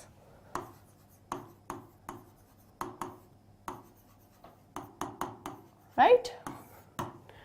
First, these are the units of compound eyes. Absolutely correct. These are analogous to statocyst of aquatic forms. See, statocyst helps in balancing of the body. Okay, so it helps in balancing, whereas the ommatidia will help in vision. So this is wrong, right? They help in mosaic vision. Absolutely correct statement. Vision is with less sensitivity but more resolution. This is wrong, dear students. The vision is of more sensitivity but less resolution. Okay, so let's see what will be the correct option for this question. See, the A is correct and then C is correct. Okay, so only A and C are correct, isn't it? A is correct, B is wrong, C is correct, D is wrong. Yes, so your correct option will be the third one, right? Very interesting question it was. So here you can see this is an insect. Now in this insect, can you see, this is the compound eye, and this compound eye has around 2000 ommatidia, which are cube-like structures like this, that is responsible for mosaic vision.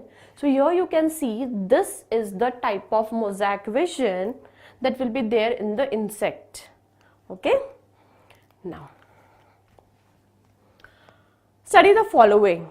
Synthesis of intrinsic factor of Castle is released in stomach by one particular cell. We will come to that point. Okay, absorption of vitamin B12. Now this intrinsic factor of Castle helps in absorption of extrinsic factor, that is vitamin B12. Very important information, keep this in mind. Maturation of RBC and then destruction of RBC. Identify the organs that help in the above activity. Let's see. Synthesis of intrinsic factor of Castle. This is secreted by the oxyntic or parietal cells present in the stomach. Let's write it down. This is done by oxyntic, which is also known as parietal cell in the stomach, right? So for synthesis of intrinsic factor of Castle, stomach is necessary, right? Absorption of vitamin B12, absorption of vitamin B12 will occur in small intestine. Maturation of RBC will occur in the bone marrow, right? And destruction of RBC will occur in the spleen. Spleen is also known as the graveyard of RBC. Graveyard of RBC. Your RBC is destroyed after 120 days in the spleen. That's why it is known as the graveyard of RBC. So let's see what will be the correct option. The correct option will be the second one. Okay. Next question. Spot the odd one with respect to embryonic development of humans. So in humans, gametogenesis starts in male in fetal condition. No, in males, gametogenesis will start after puberty, right? In fetal condition, gametogenesis in females starts, right? So this is wrong. Fetal heart is formed after 1 month of pregnancy. We will see all the statements first. Fetus become fully developed by the end of 9 months. Inner cell mass of the embryo contains stem cells for the formation of organs. All these 3 statements are correct, and these are the lines of NCERT, very important for your NEET, right? So fetal heart will be formed after 1 month of pregnancy. You can even hear the heartbeat even at the time of 1 month, right? Fetus become fully developed by the end of 9 months. Yes, after that there is childbirth or parturition. Then inner cell mass of the embryo contains stem cells. Yes, please imagine the blastula stage or the blastocyst stage of the embryonic development. Some cells will arrange in the periphery that will form the trophoblast, and the other cells will arrange in one side, which are known as the inner cell mass. So this is the inner cell mass. Now this inner cell mass will help in formation of the embryo, right? This layer will form the trophoblast. Trophoblast layer helps in the implantation of the blastocyst. It also helps in releasing HCG, that is human chorionic gonadotropin, even before the placenta is formed. It also provides nourishment to the growing embryo initially, and it also helps in formation of placenta. See how important is this trophoblast layer. Okay. For this question, the correct option will be the first one because it is wrong, right? Let's move on to our next question. Hope you all are enjoying this session. Please don't forget to like this session, share this session with your friends, and we are coming daily with the mock test solution. Okay, and please don't forget to subscribe our Infinity Learn YouTube channel. Okay. Now Malpighian tubules are not in the excretory organ of. We know Malpighian tubules are present in arthropoda, but still let's figure it out in which of the following organism Malpighian tubule is not there. Malpighian tubules help in excretion and osmoregulation, right? So silkworm, locust, cockroach and prawns.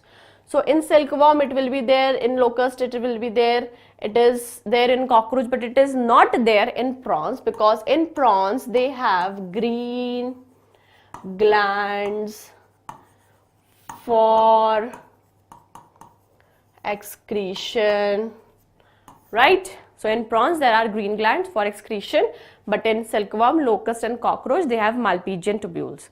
Now Locusta is also known as gregarious pest. Please note it down, everyone. And this is asked in your exam, right? Let's move on to this excretory system in insects have Malpighian tubules. These are around 100 to 150 thin filamentous structure, which is important for excretion of uric acid or excretory waste from the hemolymph. It is also asked in exam. Okay, this Malpighian tubules will excrete nitrogenous waste, that is uric acid, from the hemolymph of cockroach, which is actually blood of cockroach, right? And our cockroach is uricotelic, that means it excretes uric acid, right? Let's move on to our next question. Hope you have understood the questions that we have discussed so far and you are enjoying the session. Read the following statements regarding atrial natriuretic factor, which is also known as ANF. Right? Let's see the statements one by one. Secreted by an organized endocrine gland called heart. Okay? Heart is not an organized endocrine gland. Mechanism of action requires a secondary messenger. Okay? Act as a vasodilator, an amino acid derivative hormone. Let's see what is the function of ANF, from where it is released. Now ANF, as the name suggests, is atrial natriuretic factor. Now this ANF helps in excretion of sodium in urine. It helps in excretion of sodium in urine. So if this sodium is removed from your body, what will happen? Your blood pressure will go down. Also, it helps in relaxation of muscles. Also, it helps in, or you can say, dilation of the blood vessels. It also helps in dilation of blood vessels. Let's write it down.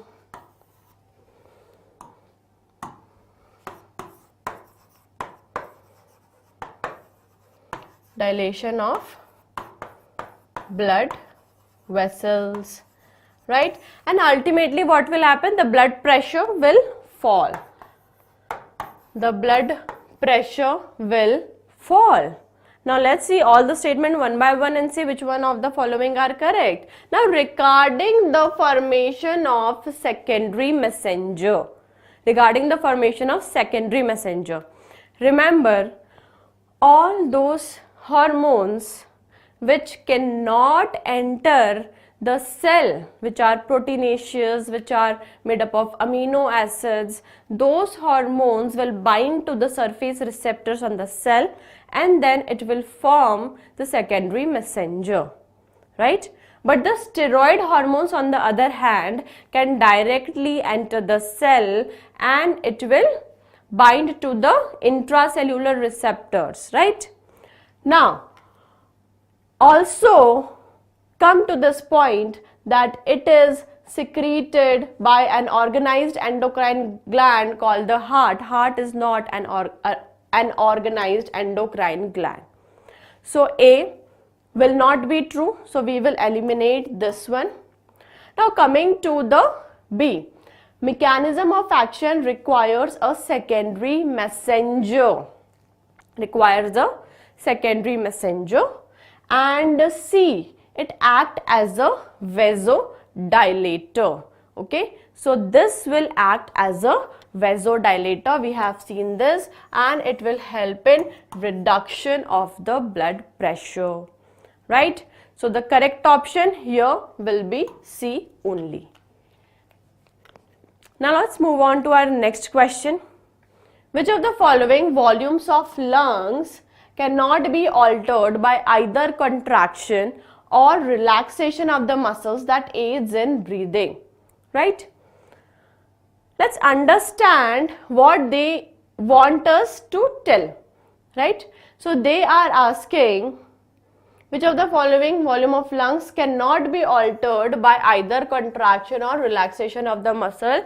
That means they are trying to say that these volumes cannot be changed with the contraction and relaxation of muscles usually that is involved in breathing, for example the diaphragm and the intercostal muscles. Now we have options IRV. IRV stands for inspiratory reserve volume. ERV stands for expiratory reserve volume. TV stands for tidal volume. And RV stands for the residual volume. The correct option for this question is residual volume. What is residual volume? It is the volume of air that will remain inside our alveoli even after forceful expiration. When you are thinking you have expired all the air present in your lungs forcefully into the environment, but still some air will be left inside the alveoli, and this air, this residual volume will prevent your alveoli from collapsing. Okay, whatever effort you may make, but you will not be able to bring out this residual volume. So this is what the question was asking. So the correct answer for this question will be fourth, residual volume. Next question. Match column 1 with column 2 and choose the correct combination given below. In column 1 you have myasthenia gravis, rheumatoid arthritis, osteoporosis and achondroplasia, right? Here we have muscle, bone, joint and cartilage. You will have to tell that these diseases are related to which part of the body. Myasthenia gravis is an autoimmune disorder that is associated with the muscles, right? So in this myasthenia gravis, there are antibodies in your body formed against the acetylcholine receptors present on the surface of skeletal muscles of your body. So ultimately all these receptors are destroyed. Now acetylcholine cannot bind to any receptors, cannot bring about the muscle contraction. So ultimately slowly your muscles will degenerate because they are not being used. So for myasthenia gravis we will match it with muscles. Rheumatoid arthritis is a disorder of joints, right? It is also autoimmune disorder leading to inflammation and pain in the joints. Osteoporosis is related to bone. Osteoporosis is a condition which occurs in females after menopause because of decrease in estrogen after menopause in females, right? What happens? The density of bone is less, there is porosity in the bones and it is susceptible to fracture, right? Next is achondroplasia is associated with the cartilage.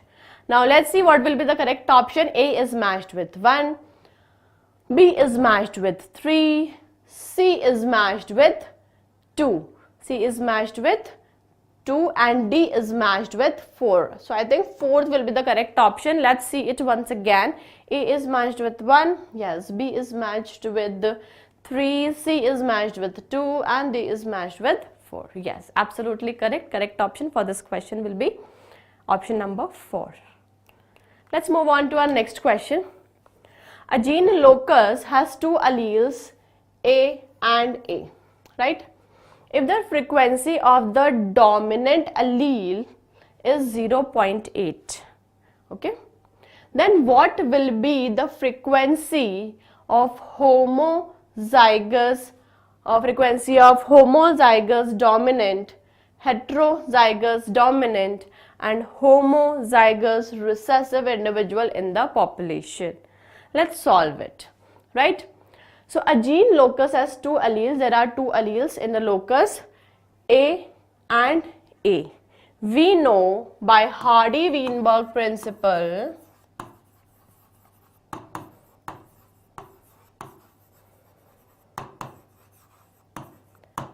that A square plus 2AA plus A square will equal to 1. Okay.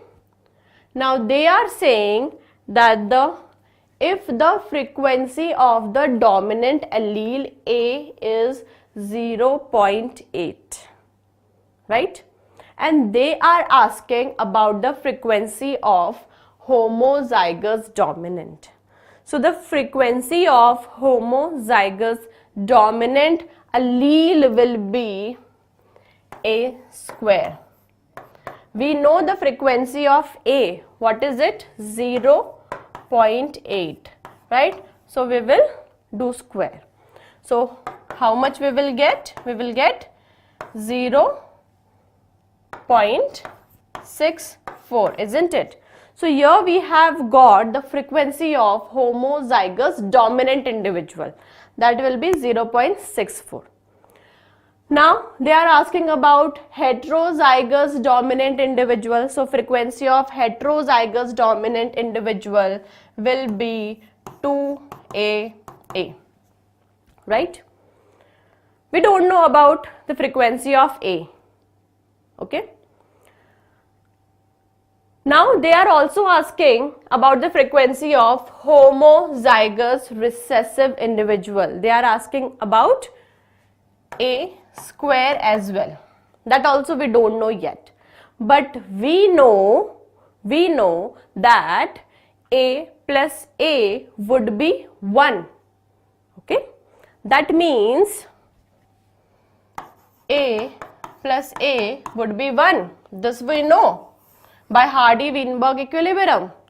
Okay? Now we know that what was A? A was 0.8. 0.8 plus A will be 1. So A will be 1 minus 0.8, that is 0.2.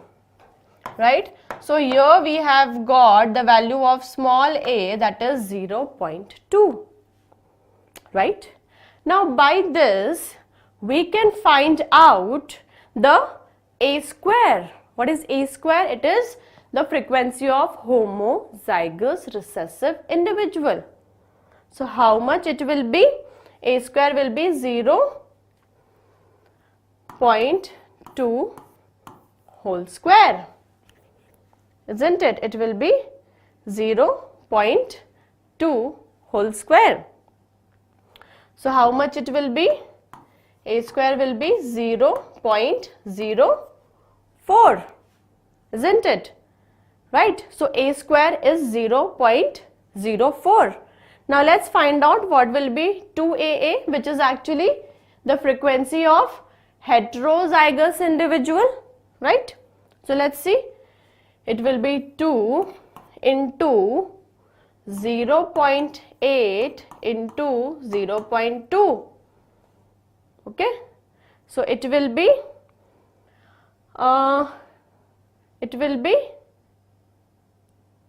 how much? 2 is 16, 16 2 is 2 2 is 4. It will be 0.32, isn't it? Right? So the correct option here will be, let's see, what was our A square? Our A square was 0.64. What we have got as the frequency of heterozygous individual, it is around 0.32, right? And what is the frequency of homozygous recessive individual? It is 0.04. So correct option here will be option 1. If you want me to explain once again, I will explain again. See, we know by Hardy-Weinberg equilibrium that the allele frequency will remain constant generation after generation if there is no disturbance in the equilibrium, right? That means there are no mutation, there is no natural selection, there is no genetic drift, there is no gene flow, right? Like this. So we have got one equation, that is A square plus 2AA into A square will be equal to 1. Or according to Hardy-Weinberg, P square plus 2PQ plus Q square is equal to 1. Right? Now, we know the frequency of allele capital A. So frequency of allele capital A is 0.8, if we want to find out the frequency of homozygous dominant individual, it will be A square by this equation. Okay, so A square will be 0.64. We have got that, the first one, right? Now, if we want to find out the frequency of homozygous recessive individual, that will be small a square.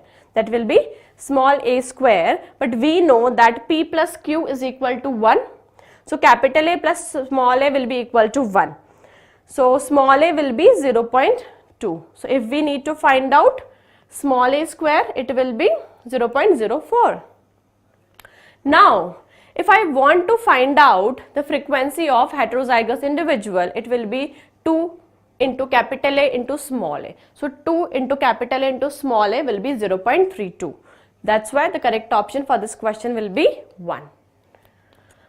Let's move on to our next question, emphysema. It is my favorite term. Now, emphysema is reduction in the respiratory surface area of the alveoli because of cigarette smoking. It is also congenital because of deficiency of alpha-1 antitrypsin enzyme. Okay. So, is it a respiratory surface is decreased, or bronchioles are dilated, or tracheal cilia are impaired, carcinogenic alveoli cells formed? No, the correct option for this question will be respiratory surface area is decreased due to smoking. Many a times this is asked in exam. Okay. Now, let's move on to our next question. Here you can see chronic obstructive pulmonary disease or COPD will include emphysema and chronic bronchitis. Emphysema is a lung condition that causes shortness of breath. Why?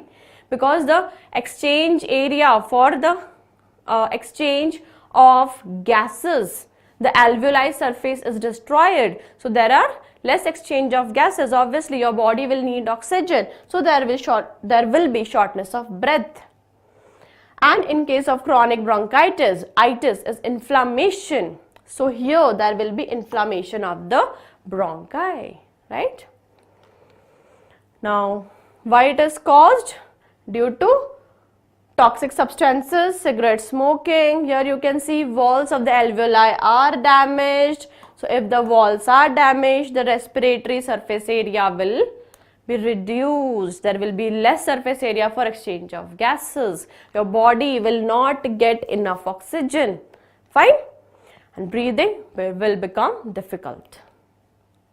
Right? Now, let's move on to our next question. Which of the following is incorrect with respect to the growth of algal bloom in a pond? Right? Incorrect, we need to find out. Increases the oxygen level in water. If algae is blooming, it will utilize lots of oxygen from the water. So, there will be decrease in the oxygen level of water, isn't it? Blocks the sunlight from reaching underwater organism. That is right. Obviously, if lots of algae is blooming on the surface of water, light will not reach to the organisms that are present inside, deep inside that water body.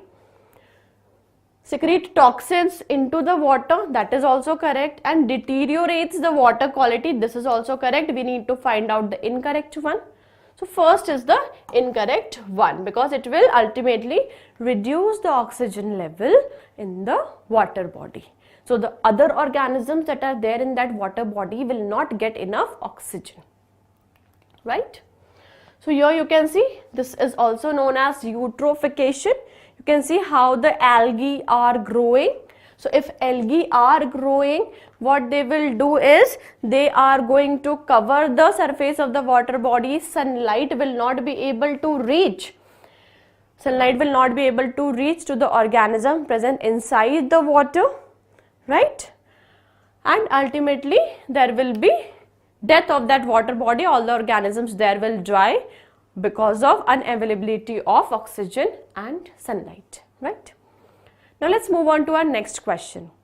Which of the following is not a signaling method to increase the cardiac output, right?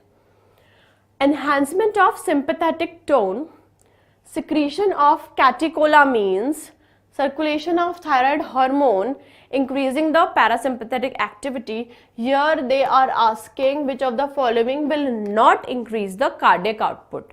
First we will understand what is a cardiac output. Let's see what is a cardiac output.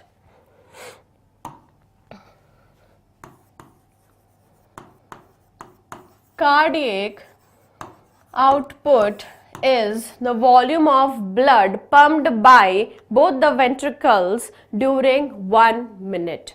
So cardiac output is the volume of blood pumped out by ventricles per minute. Now this blood is around 5 liter, right? We know what is stroke volume or beat volume. Stroke volume is the volume of blood pumped out by the ventricles in one beat. Okay, that is around 70 ml.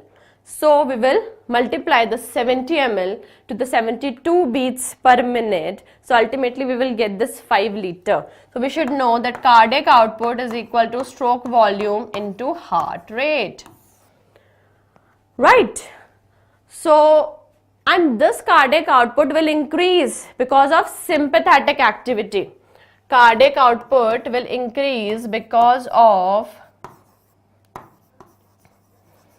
sympathetic activity, right?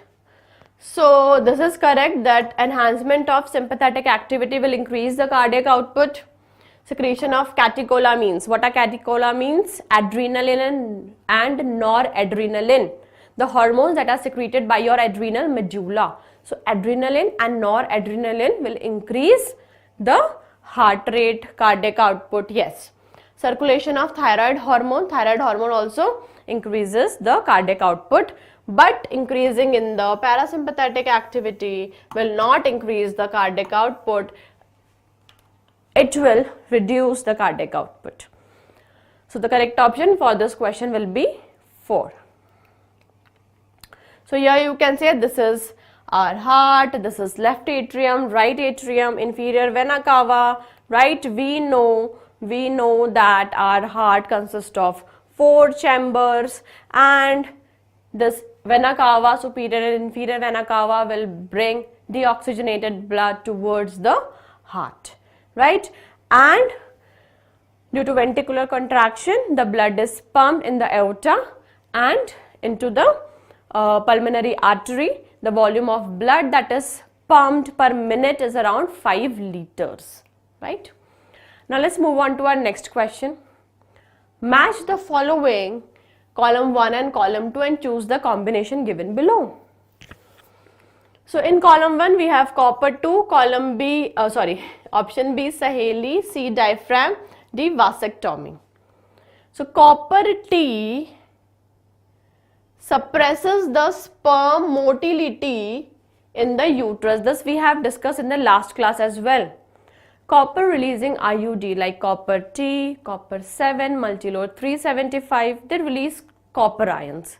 Now these copper ions will interfere with the activity of mitochondria of sperm. Ultimately, the sperm motility will be reduced and it will affect the fertilizing capacity of the sperm.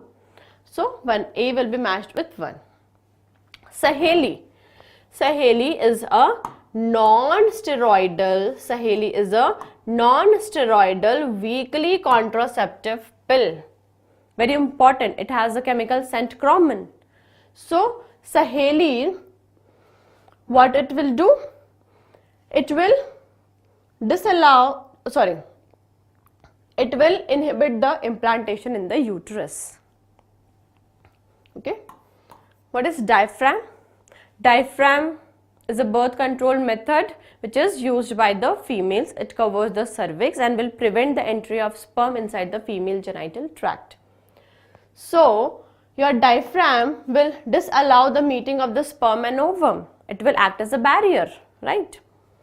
and vasectomy, it will prevent the release of sperm into the semen. Semen will be released, but it will be devoid of the sperm. Why? Because vas deferens that carries the sperm to the semen is cut and tied, right? That is vasectomy. So matching was very simple. Everything was written just in front of it. So A will be matched with 1, B 2, C 3, D and D 4. Simplest question ever. So correct option for this question will be second one. So we know this is copper T. Copper T is copper releasing IUD, and it is a T-shaped device. The main frame of copper T is made up of polyethylene coated with barium sulfate to make it radio opaque so that its presence can be detected by X-ray. Yeah. So here this is how the copper T is inserted inside the uterus. It will keep on releasing the copper ions that will reduce the motility of the sperm and will reduce the fertilizing capacity of the sperm. Okay. So this is what is vasectomy. In this vasectomy, vas deferens is cut and tied, also known as ligated, because of which sperm cannot enter the semen that will be released after ejaculation, right? So semen will be released, but it will be devoid of the sperm. Now let's move on to our next question. In apiculture and sericulture, the insects reared respectively are: apiculture is rearing of honeybees and sericulture is rearing of silkworm. So the correct option here will be the fourth one. Very simple question. Here you can see this is apiculture. Apiculture is care and management of the honeybees for honey and beeswax, right? Let's move on to our next question. Cerebral aqueduct passes through. Cerebral aqueduct is a canal present in the midbrain, and the cerebral aqueduct is filled with CSF. CSF is cerebrospinal fluid, right? Now it is seen that the older individuals are linked with increased susceptibility to infection, autoimmune diseases and cancer. What is the reason for this? Because of reduction in T cell diversity due to thymus progressive degeneration. This is a very good question. Disappearance of innate immunity completely, lack of production of B cells in bone marrow, increased T cell diversity but decrease in the B cell. We know that our T lymphocyte matures in the thymus gland, right? Now these T lymphocytes will not be matured, and ultimately their diversity will reduce because of degeneration of the thymus gland. Thymus gland starts degenerating after puberty. So correct option for this question will be 1. Reduction in T cell diversity due to thymus progressive degeneration after puberty, right? That's why the elderly people suffer from infection, autoimmune diseases and cancer. Let's move on to our next question. Which of the following part possesses osmoreceptors that regulate the production of vasopressin, right? Anterior hypothalamus, renal medulla, carotid body and atrial chamber. Now they want to know that osmoreceptors who regulate the production of vasopressin is present where? We know that vasopressin is ADH. ADH stands for antidiuretic hormone. Now this antidiuretic hormone is released from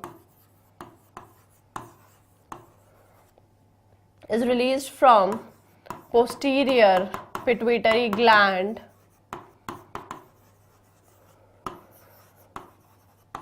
but it is formed in the hypothalamus, and osmoreceptors are present in anterior hypothalamus, right? So hypothalamus will have these osmoreceptors that will determine whether ADH or vasopressin should be produced or not in the hypothalamus, and then it will be stored in the posterior pituitary gland from which it will be released, right?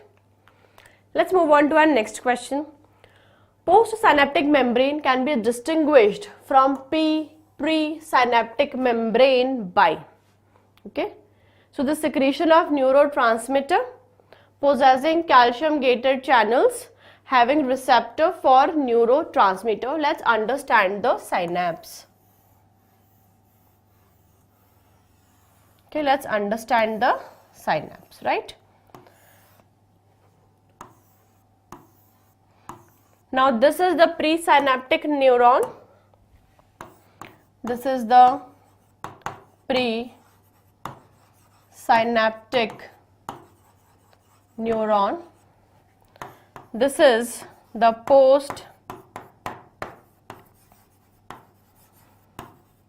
postsynaptic neuron.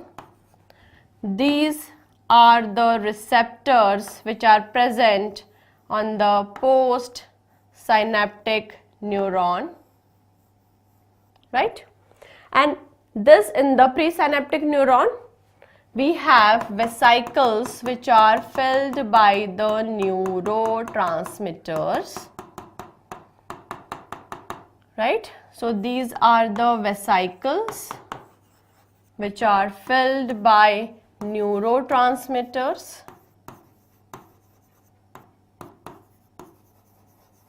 right? Now these neurotransmitters are released in the gap which is known as the synaptic cleft. So this is our synaptic cleft,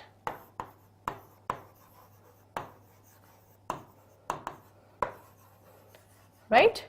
Calcium ion channels are present in the presynaptic neuron, from which there will be influx of calcium ions. So there will be influx of calcium ions from here, and the neurotransmitters that are released from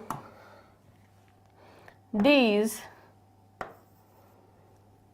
vesicles will bind to the receptors present on the postsynaptic membrane. So these are the receptors that will bind to our neurotransmitters. Now let's see all the statement once again. Postsynaptic membrane will have receptor for neurotransmitter, right? The secretion of neurotransmitter is done by presynaptic neuron. Possessing calcium gated channels, they are present in the presynaptic neuron. Containing synaptic vesicle, this is also present in the presynaptic neuron. And what is there in the postsynaptic membrane? The receptors that will bind with the neurotransmitter. Okay, hope this was helpful. Now let's move on to our next question. The natural interconnection of food chain makes it a food web. Yes, we can understand this by this image. Here you can see one food chain connected to the another food chain will make ultimately a food web, right? Simplest question ever. Let's move on to our next question. Match column 1 with column 2 and choose the correct combination given below. Quagga. Quagga is an extinct African zebra. Clarius garipinus is African catfish.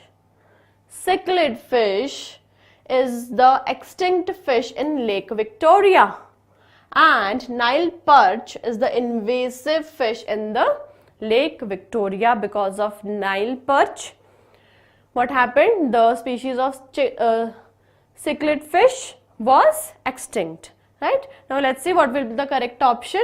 So A will be matched with 4, B will be matched with 2, C will be matched with 1, and D will be matched with the third option, right? Invasive fish in the Lake Victoria. So the correct option for this question will be the fourth one. Let's move on to our next question. Which of the following is a lipid soluble non-steroid hormone? Lipid soluble but non-steroid, right? Prolactin is proteinaceous. Cortisol is steroid hormone. Parathormone is again proteinaceous.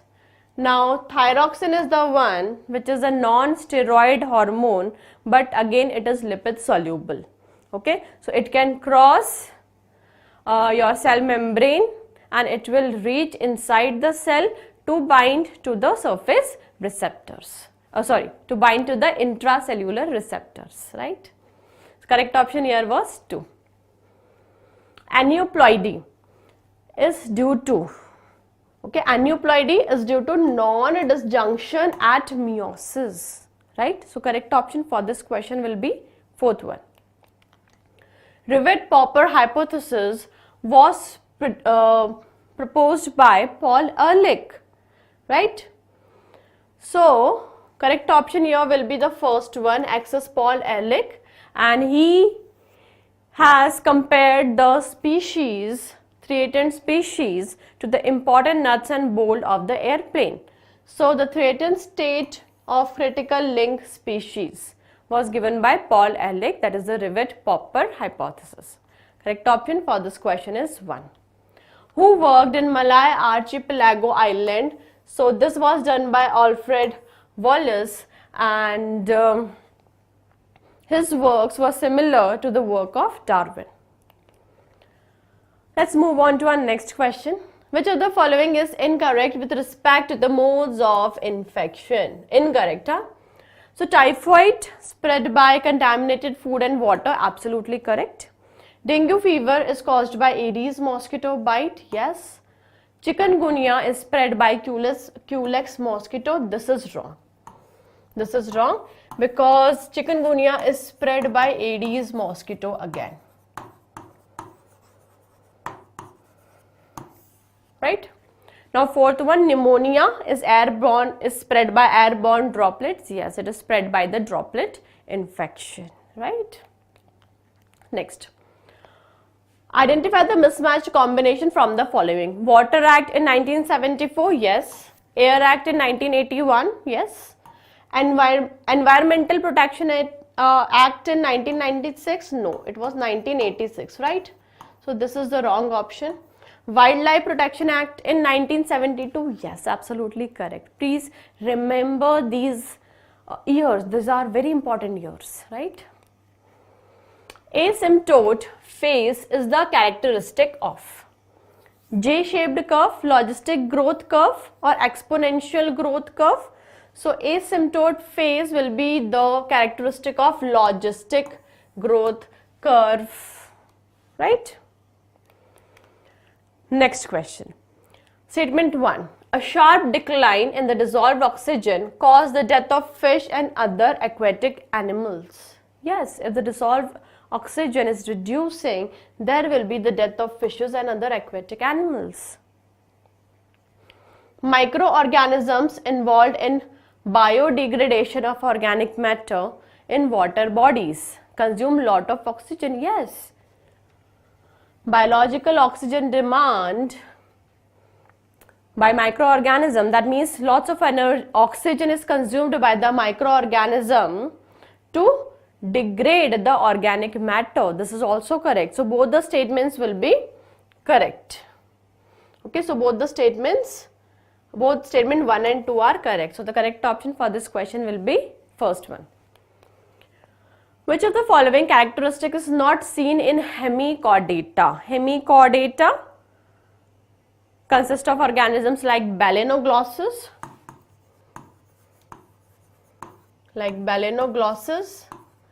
Now these have elongated worm-like body.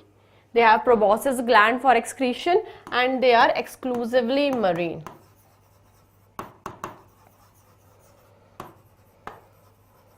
Right? Let's see all the options one by one. They have pharyngeal gill slits. Yes. Proboscis gland for excretion. Yes. Stomochord in the collar region. Yes. What is stomochord? Stomochord is the hollow notochord. It is hollow notochord attached to buccal diverticulum. That's why it is known as stomochord.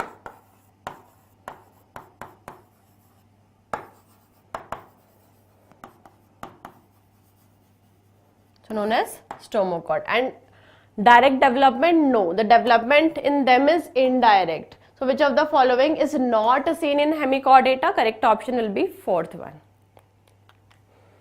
Next question on your screen. Which of the following is incorrect? Species composition, identification and enumeration of the plant and animal species in an ecosystem. That is true. Humification, conversion of dark colored amorphous substances into inorganic nutrients by microbes. No, this is not humification. Okay, humification is the formation of that dark amorphous substances, right? Stratification is the vertical distribution of different species occupying different levels in a forest. Absolutely correct. Primary production is the amount of biomass produced per unit area over a time period by plants. Absolutely correct. So which is the incorrect option here? Second one, and this is the correct option for this question. Type of epithelium that is found in the lining of alveoli is also seen in the lining of. See, the type of epithelium which is present in the lining of alveoli is squamous epithelium.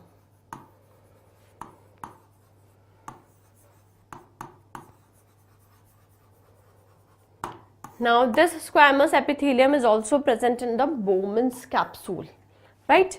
Because proximal convoluted tubular PCT will have cuboidal epithelium, fallopian tube will have columnar epithelium, gastrointestinal tract will again have columnar epithelium. So the correct option for this question will be Bowman's capsule in the nephron. Next question. In the menstrual cycle, the progesterone level is in peak during. So progesterone level increases during luteal phase, because corpus luteum is the one that releases progesterone and small amount of estrogen. This phase is also known as secretory phase.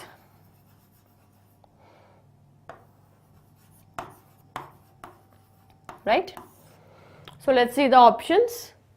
Menstrual phase, post-ovulatory phase, pre-ovulatory phase. Obviously it will be post-ovulatory phase. So this luteal phase is also known as post-ovulatory phase, because what happens in this phase, after ovulation only, the rest of the Graafian follicle will form the corpus luteum that will release progesterone, right? So correct option for this question will be second one. Now let's move on to our next question. Identify the incorrect combination from the following. Incorrect. Mosquito is a diapteran and transmitting agent of malaria. Yes, right. Two polypeptides of human insulin are linked by hydrogen bond. This is wrong because the two polypeptides of human insulin are joined by disulfide bonds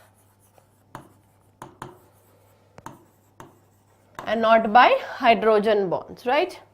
Next statement, beetles are coleopterans are more than 3 lakh species. Yes. Transgenic human protein alpha-1 antitrypsin is used to treat emphysema. Absolutely correct. So the correct option for this question will be the second one. Next question, match the following question. In column 1 you have separation of DNA fragment. Separation of DNA fragment is done by gel electrophoresis, right?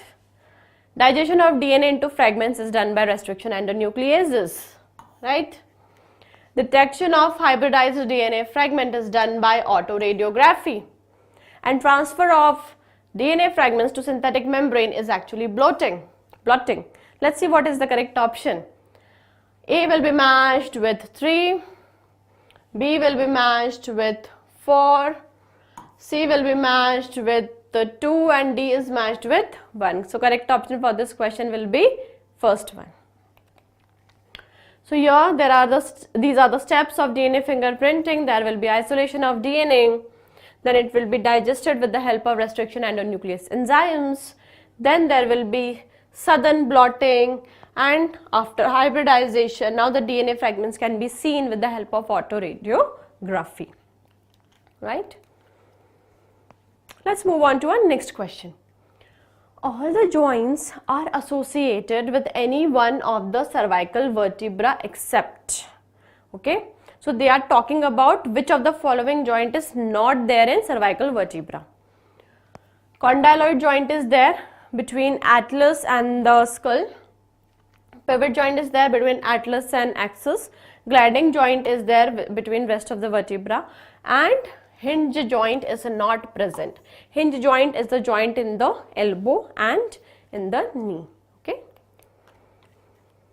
Let's move on to our next question. Cyclical zero waste procedure where waste production from one process is cycled in as nutrients for other processes was done by, that means zero wastage, right? By Ahmed Khan, Amrita Devi Bishnoi, Ramesh Chandra Dagar or Sundarlal Bahuguna. Correct option is Ramesh Chandra Dagar was the one who devised this type of farming with animal husbandry and everything, so that there is no waste procedure or no waste produced, everything is utilized, right? Let's match the following again. I love match the following type of questions. Hope you also like that from my childhood. So thrombocytes. Thrombocytes are platelets that will help in blood clotting, and these are easy also, right?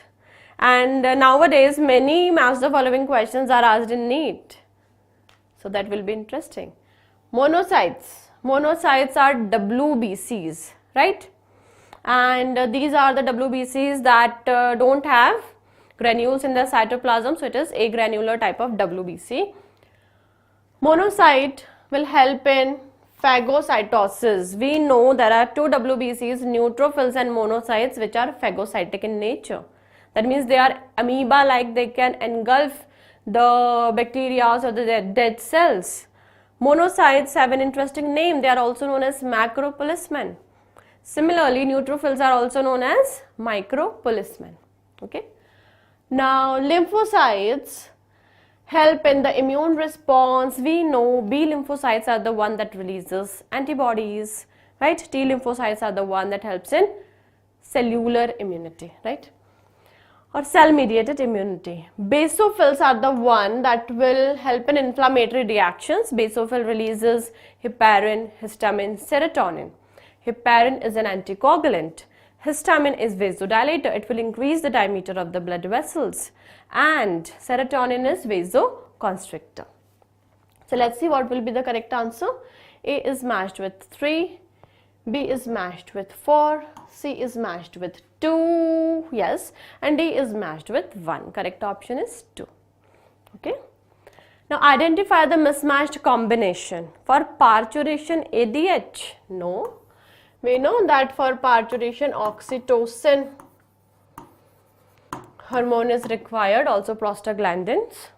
Ovulation is due to LH search, not only LH, it is due to FSH, question of NEET, and estrogen as well. Milk ejection, oxytocin, absolutely correct. And for synthesis of milk in the mammary gland, prolactin is necessary. So mismatched pair is the first one. For parturition, oxytocin is required and not ADH. Which of the following is a progressive disorder of central nervous system? So the correct option here is Parkinson's disease, because Graves' disease is a disorder of the endocrine system. It is also known as exophthalmic goiter.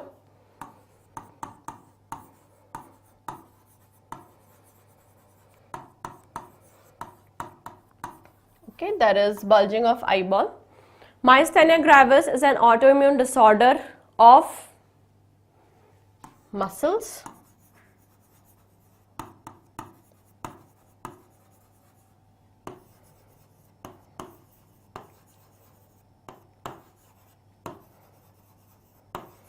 And rheumatoid arthritis is again autoimmune disorder of joints.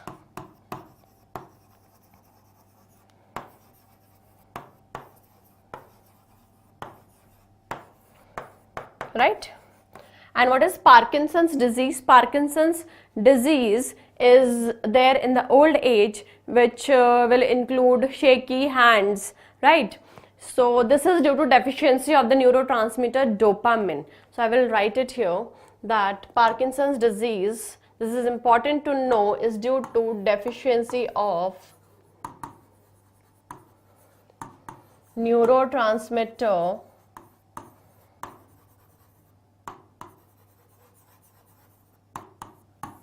dopamine.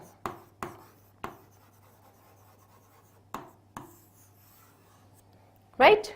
We should also know that deficiency of neurotransmitter acetylcholine causes Alzheimer's disease, that is dementia, loss of memory, right, in older age.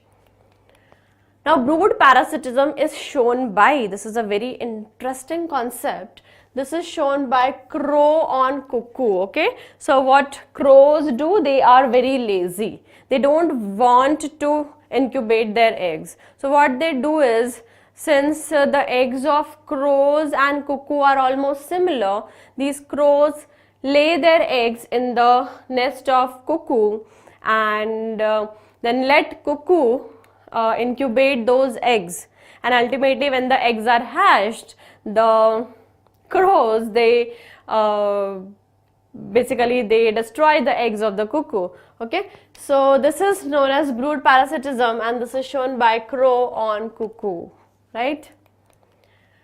Now let's mash one more question related to match the following. Fovea centralis is the area in the retina that has more visual activity because acuity, because this fovea centralis is concentrated with the cells known as cone cells, right. Iris helps in controlling the amount of light entering inside your eye. So the colored part of your eye is the iris. Pupil provides the opening for entry of light. Pupil will contract and dilate based on the amount of light available. Ciliary body will change the shape of lens, and optic nerve will transmit information to CNS, right? And the point in retina from which the optic nerve will leave the eyeball is the blind spot where no image is formed. So let's see what will be the correct option. A is matched with 2, then B is matched with 4, C is matched with 1, and D is matched with 5, and E is matched with 3.